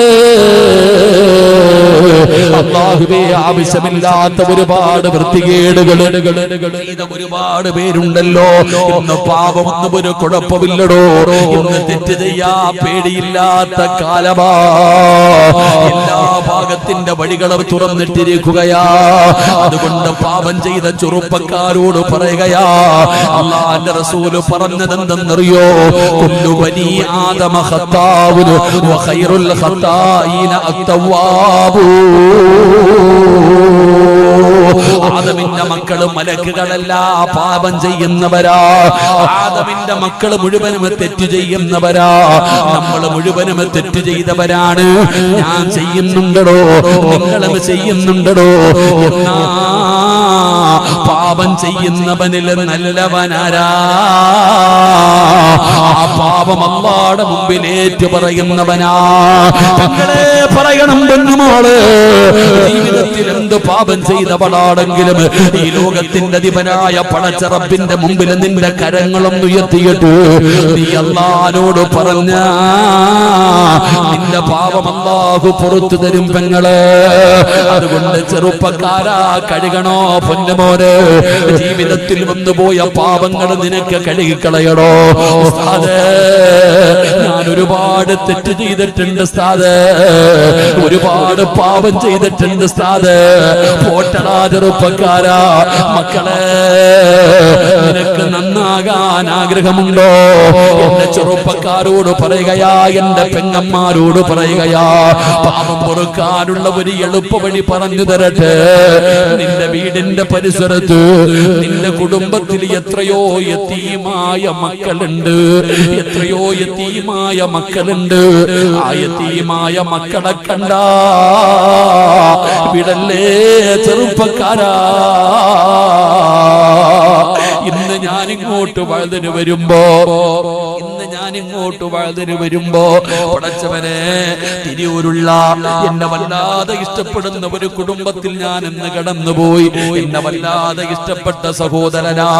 ആ ഭാഗത്തൂടെ എപ്പോ വരുമ്പോഴും ഞാൻ ഫോൺ എടുത്തിട്ട് വിളിച്ചു പറയുമ്പോ എനിക്ക് ഭക്ഷണം തരുന്ന നൗഷാദ് എന്ന് പറയുന്ന സഹോദരൻ, പടച്ച റബ്ബേ, കബടിനകത്തൊരു ചെറിയ മുഴ വന്നടോ. അവസാന സർജറി കഴിഞ്ഞു. പടച്ചവനെ, പെട്ടെന്നാണ് മരണപ്പെട്ടു പോയത്. ഇന്ന് ഞാൻ വീട്ടിലേക്ക് ചെല്ലുമ്പോ രണ്ട് ചെറിയ പെൺകുട്ടികളാണ്. ഉപ്പാനെ കുറിച്ച് പറയുമ്പോ കരയുകയാണ്. ആ കൊച്ചുമക്കളുടെ കണ്ണ് നിറയുകയാണ്. പടച്ച റബ്ബേ, ഞാൻ ആ മക്കളെ സ്നേഹത്തോട് അടുത്ത് വിളിച്ചു. ഉപ്പാ, സ്വർഗത്തിലാ മക്കള്. എന്റെ പ്രിയപ്പെട്ടവരെ, യതീമായ മക്കളെ കിട്ടാ നിങ്ങൾ വെറുതെ വിടരുത്. അല്ലാഹുവിന്റെ റസൂല് പറഞ്ഞത് എന്തെന്നറിയോ? യതീമിന്റെ തലയിൽ കൈവക്കടാ ചെറുപ്പക്കാരാ. യതീമായ മക്കളുടെ തലയിൽ കൈവക്കടാ ചെറുപ്പക്കാരാ. എന്റെ സഹോദരിമാരെ, യതീമായ മക്കളെ കണ്ടാ അവരുടെ തലയിൽ കൈവച്ച് തലോടണേ, അവരുടെ തലയിൽ കൈവച്ച് തടകണേ. എത്ര രോമം നിന്റെ കയ്യിൽ തൊടുന്നുണ്ടോ അത്രയും പാപം അല്ലാഹു പുറത്തു തരുമെന്ന് ആദരവായ പ്രവാചകൻ നബി മുഹമ്മദ് മുസ്തഫ സല്ലല്ലാഹു അലൈഹി വസല്ലമ തങ്ങൾ പറയുകയാണ്, യതീമായ മക്കളുടെ തലയിൽ കൈവച്ചിട്ട് ഇങ്ങനെ തടകണം.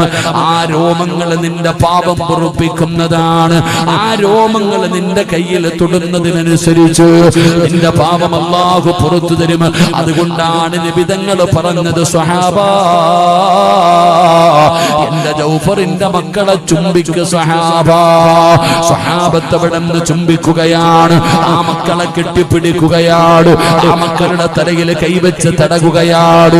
19 വയസ്സുള്ള അസ്മാ എന്ന് പറയുന്ന പെണ്ണീ രംഗം ഇങ്ങനെ കാണുകയാണ്. അസ്മായിന് മനസ്സിലായടോ, അല്ലാഹുവേ, തന്റെ ഭർത്താവിന്റെ കാര്യം അവിടെ നിന്ന് മനസ്സിലാവുകയാണ്.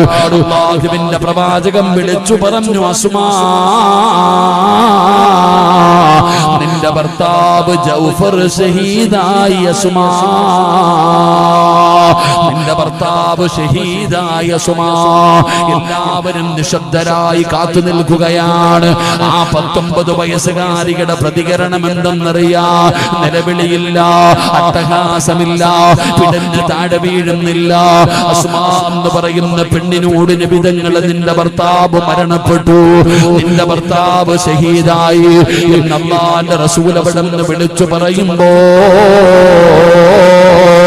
ആ പെണ്ണിന്റെ പരിശോധന എന്തെന്നറിയോ? ആ പെണ്ണിന്റെ മറുപടി എന്തെന്നറിയോ? യാ റസൂലല്ലാഹ്, മുത്തുനബിയേ, എനിക്കൊരേ ഒരു കാര്യം അറിയണം നബിയേ. അല്ലാഹുവിന്റെ റസൂലിനോട് ഒരു 19 വയസ്സുകാരി 3 മക്കളുള്ള ഒരു പെണ്ണ്, 10 വയസ്സിന്റെ താഴെ പ്രായമുള്ള 3 മക്കളുടെ ഉമ്മയായ ഒരു പെണ്ണിനോട് നിന്റെ ഭർത്താവ് മരണപ്പെട്ടു എന്ന് പറയുമ്പോ ആ പെണ്ണിന്റെ ചോദ്യം എന്തെന്നറിയോ? യാ റസൂലല്ലാഹ്, ഒരേ ഒരു കാര്യം അറിയണം നബിയേ. എല്ലാവരും അത്ഭുതപ്പെടുകയാണ്, എല്ലാവരും അത്ഭുതപ്പെടുകയാണ്. പെങ്ങളെ, സീരിയലിന്റെ കഥയല്ല പറയുന്നത്, സിനിമാ കഥയല്ല പറയുന്നത്. നിന്നെ പോലെ പച്ചയിറച്ചിയും വികാരവും വിചാരവുമുള്ള ശരീരത്തിലൂടെ രക്തമൊഴുകുന്ന ഒരു പെണ്ണിന്റെ ചരിത്രമാണ് പറയുന്നത്. ആസ്മാ എന്ന് പറയുന്ന പെണ്ണിനോട് അല്ലാഹുവിന്റെ റസൂൽ ചോദിക്കുന്നു, അസ്മാ, എന്തേ അസ്മാ, ചോദിക്കാനുള്ളത് എന്തേ അസ്മാ? യാ റസൂലല്ലാഹ്, എന്റെ ജൗഫർ മരിച്ചത് നോമ്പുകാരനായിട്ടാണോ? എന്റെ ഭർത്താവ് മരിച്ചത് നോമ്പുകാരനായിട്ടാണോ? അല്ലാഹുവിന്റെ പ്രവാചകൻ സല്ലല്ലാഹു അലൈഹി വസല്ലമ തങ്ങൾ അവിടുന്ന് ചോദിച്ചു, എന്തു പറ്റി അസ്മാ? എന്റെ പ്രിയപ്പെട്ട പെങ്ങളെ, കല്യാണം കഴിഞ്ഞ ഭാര്യയും ഭർത്താവും കൂടെ മണിയറയ്ക്ക് കത്തിരുന്നപ്പോ, ഭാര്യയും ഭർത്താവും കൂടെ മണിയറയ്ക്ക് കത്തിരുന്നപ്പോ അസ്മാഇന്റെ മടിയിൽ ജൗഫർ കിടക്കുന്നുണ്ട്. അസ്മാ എന്ന പെണ്ണിന്റെ മടിയിൽ ജൗഫർ റളിയല്ലാഹു തആല അൻഹു കിടക്കുന്നുണ്ട്. കയ്യിൽ പിടിച്ചിട്ട് പറഞ്ഞു, അസ്മാ, എന്റെ ജീവിതത്തിൽ ഏറ്റവും വലിയ ഒരു മോഹമുണ്ട് അസ്മാ. മരിക്കുമ്പോ നോമ്പുകാരനായിട്ട് മരിക്കണം, മരിക്കുമ്പോ നോമ്പുകാരനായിട്ട് മരിക്കണം, എന്നിട്ട് അല്ലാഹുവിന്റെ മുമ്പിൽ പോയിരുന്ന നോമ്പ് മുറിക്കണം. മരിക്കുമ്പോ നോമ്പുകാരനായി മരിച്ച് അല്ലാഹുവിന്റെ മുമ്പിൽ ചെന്നിട്ട് എനിക്ക് നോമ്പ് മുറിക്കാൻ ആഗ്രഹമുണ്ട്. അതുകൊണ്ട് നീ എനിക്ക് വേണ്ടി എപ്പോഴും ദുആ ചെയ്യണം, നീ എനിക്ക് എപ്പോഴും ദുആ ചെയ്യണം. അല്ലാഹുവേ, എന്റെ ഭർത്താവിനെ നോമ്പുകാരനാക്കി മരിപ്പിക്കണേ അല്ലാഹ്. ഒരു ചെറുപ്പക്കാരന്റെ ആഗ്രഹമാണ്. അസ്മാ പറഞ്ഞു, ഞാൻ ദുആ ചെയ്യാം. ഇപ്പൊ ദുആ ചെയ്യ അസ്മാ. തന്റെ ഭർത്താവ് മടിയിൽ കിടക്കുമ്പോ അസ്മാ എന്ന് പറയുന്ന ഭാര്യ ദുആ ചെയ്തു, എന്റെ ഭർത്താവിനെ നോമ്പുകാരനാക്കി മരിപ്പിക്കണേ അല്ലാഹ്. നബി തങ്ങൾ ചോദിച്ചു, സഹാബാ, എങ്ങനെയായിരുന്നു എന്റെ ജൗഫറിന്റെ മരണം? യാ റസൂലല്ലാഹ്, ശരീരം മുഴുവനും തുണ്ടം തുണ്ടമായി വെട്ടി നുറുക്കി, കൈകാലുകളില്ലാതെ മരണത്തോട് മല്ലടിച്ചുകൊണ്ട് കിടക്കുമ്പോ വെള്ളവുമായിട്ട് ഓടിച്ചെന്നു നബിയേ, വെള്ളവുമായിട്ട് ഓടിച്ചെന്നു നബിയേ. കൈകളില്ലാതെ കാലുകളില്ലാതെ ശരീരം മുഴുവനും വെട്ടുകൊണ്ട് മരണത്തോട് മല്ലടിക്കുമ്പോ പടച്ചവനെ, വായിലേക്ക് വെള്ളം ഒഴിച്ചു കൊടുക്കാൻ നോക്കുമ്പോ ജൗഫർ തങ്ങൾ വിളിച്ചു പറഞ്ഞു, വേണ്ട സഹാബാ, എനിക്കിന്ന് നോമ്പാ, എനിക്കിന്ന് സുന്നത്ത് നോമ്പാ. ഞാൻ എത്ര കടന്ന് ചോദിച്ചാലും നിങ്ങൾ വെള്ളം തരരുത്. ഞാൻ ഇന്നിവിടെ കിടന്ന് എത്ര നിലവിളിച്ചാലും വെള്ളം തരരുത്. എനിക്ക് നോമ്പുകാരനായി മരിക്കണം. ഇതെന്റെ ഭാര്യയുടെ ദുആയാണ്. ഇതെന്റെ ഭാര്യ റബ്ബിനോട് ദുആ ചെയ്തു വാങ്ങി തന്നതാണ്. അവസാനം ജൗഫർ റളിയല്ലാഹു തആല അൻഹു നോമ്പുകാരനായിട്ടാണ് ഷഹീദായത്. അല്ലാഹുവിന്റെ റസൂലിന്റെ മറുപടി എന്തെന്നറിയോ? റഅയ്തു ജൗഫറ മലക്കൈനി യതീറു മഅൽ മലായിക.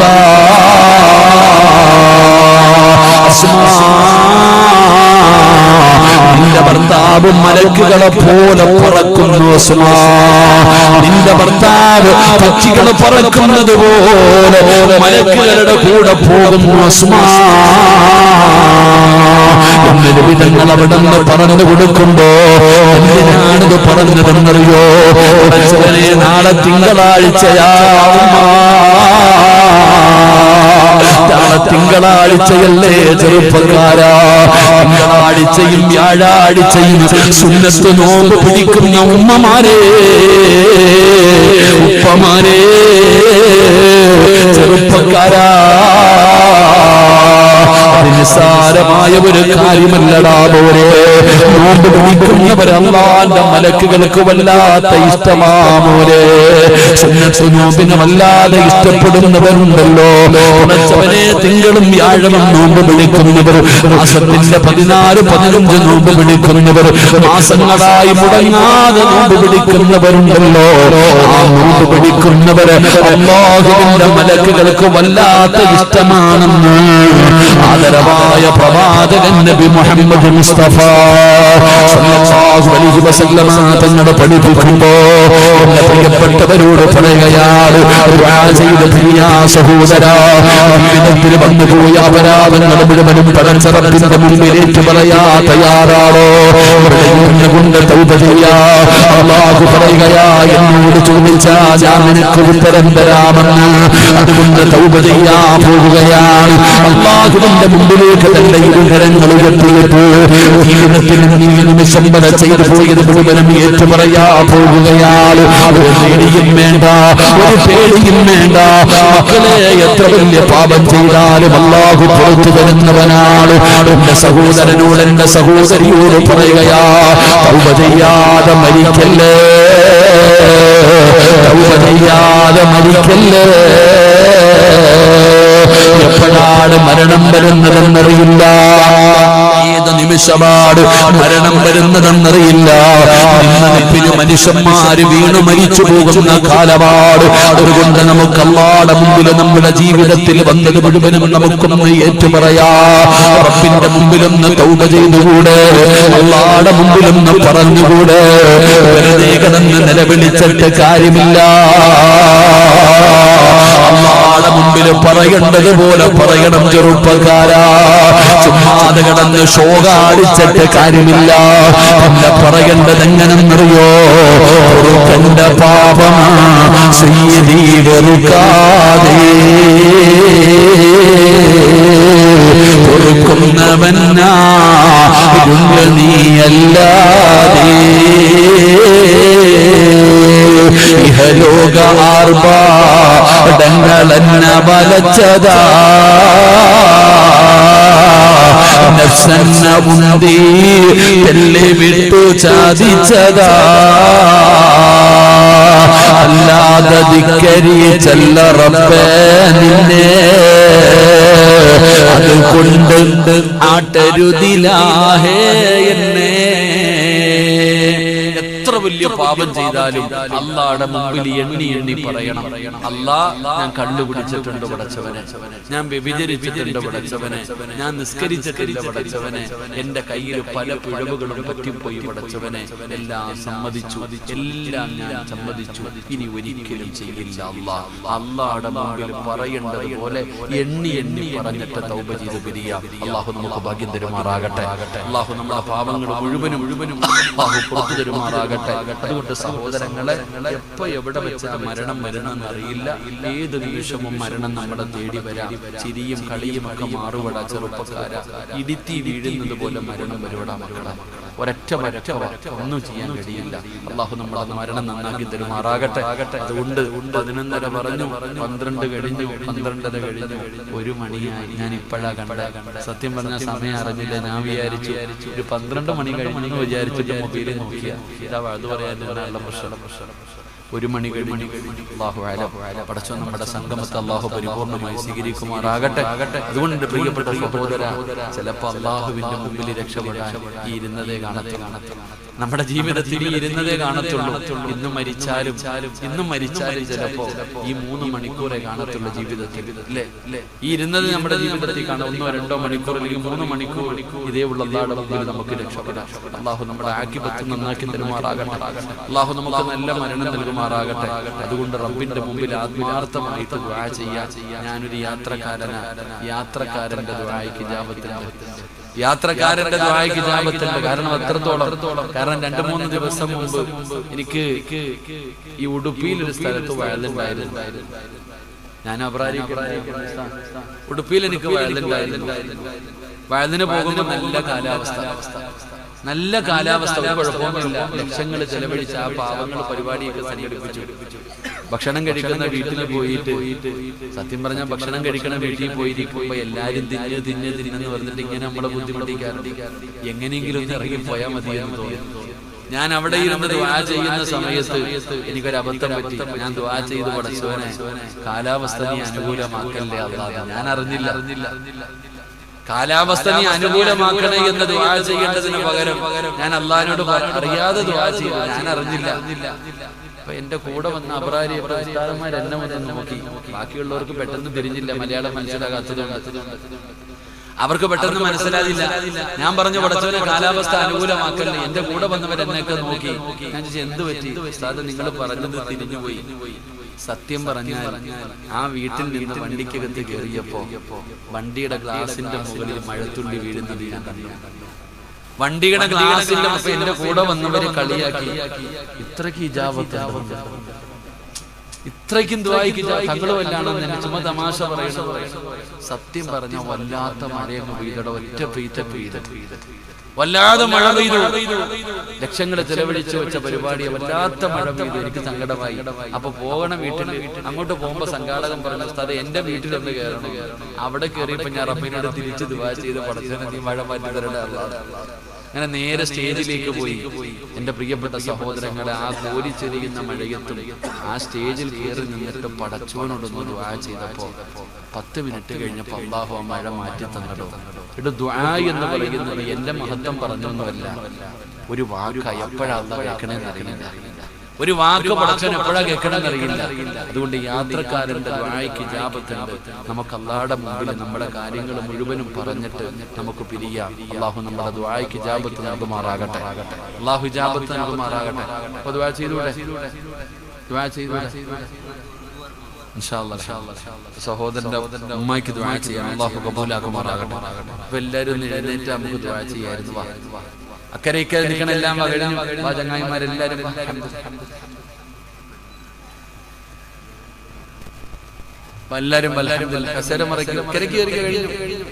എല്ലാരും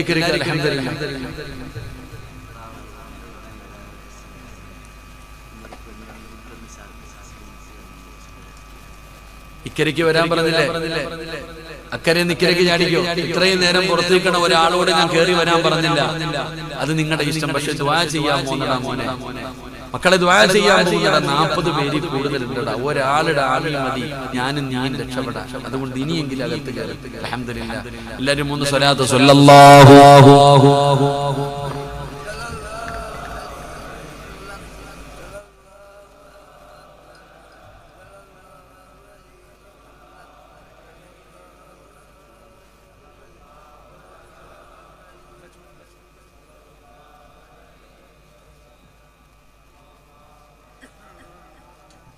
പെട്ടെന്ന് اللهم صل على محمد يا رب صل عليه وسلم. അല്ലാഹു സ്വീകരിക്കുമാറാകട്ടെ. എൻ്റെ പ്രിയപ്പെട്ട സഹോദരങ്ങൾ, അല്ലാഹു നമുക്ക് നല്ല മരണം നൽകുമാറാകട്ടെ.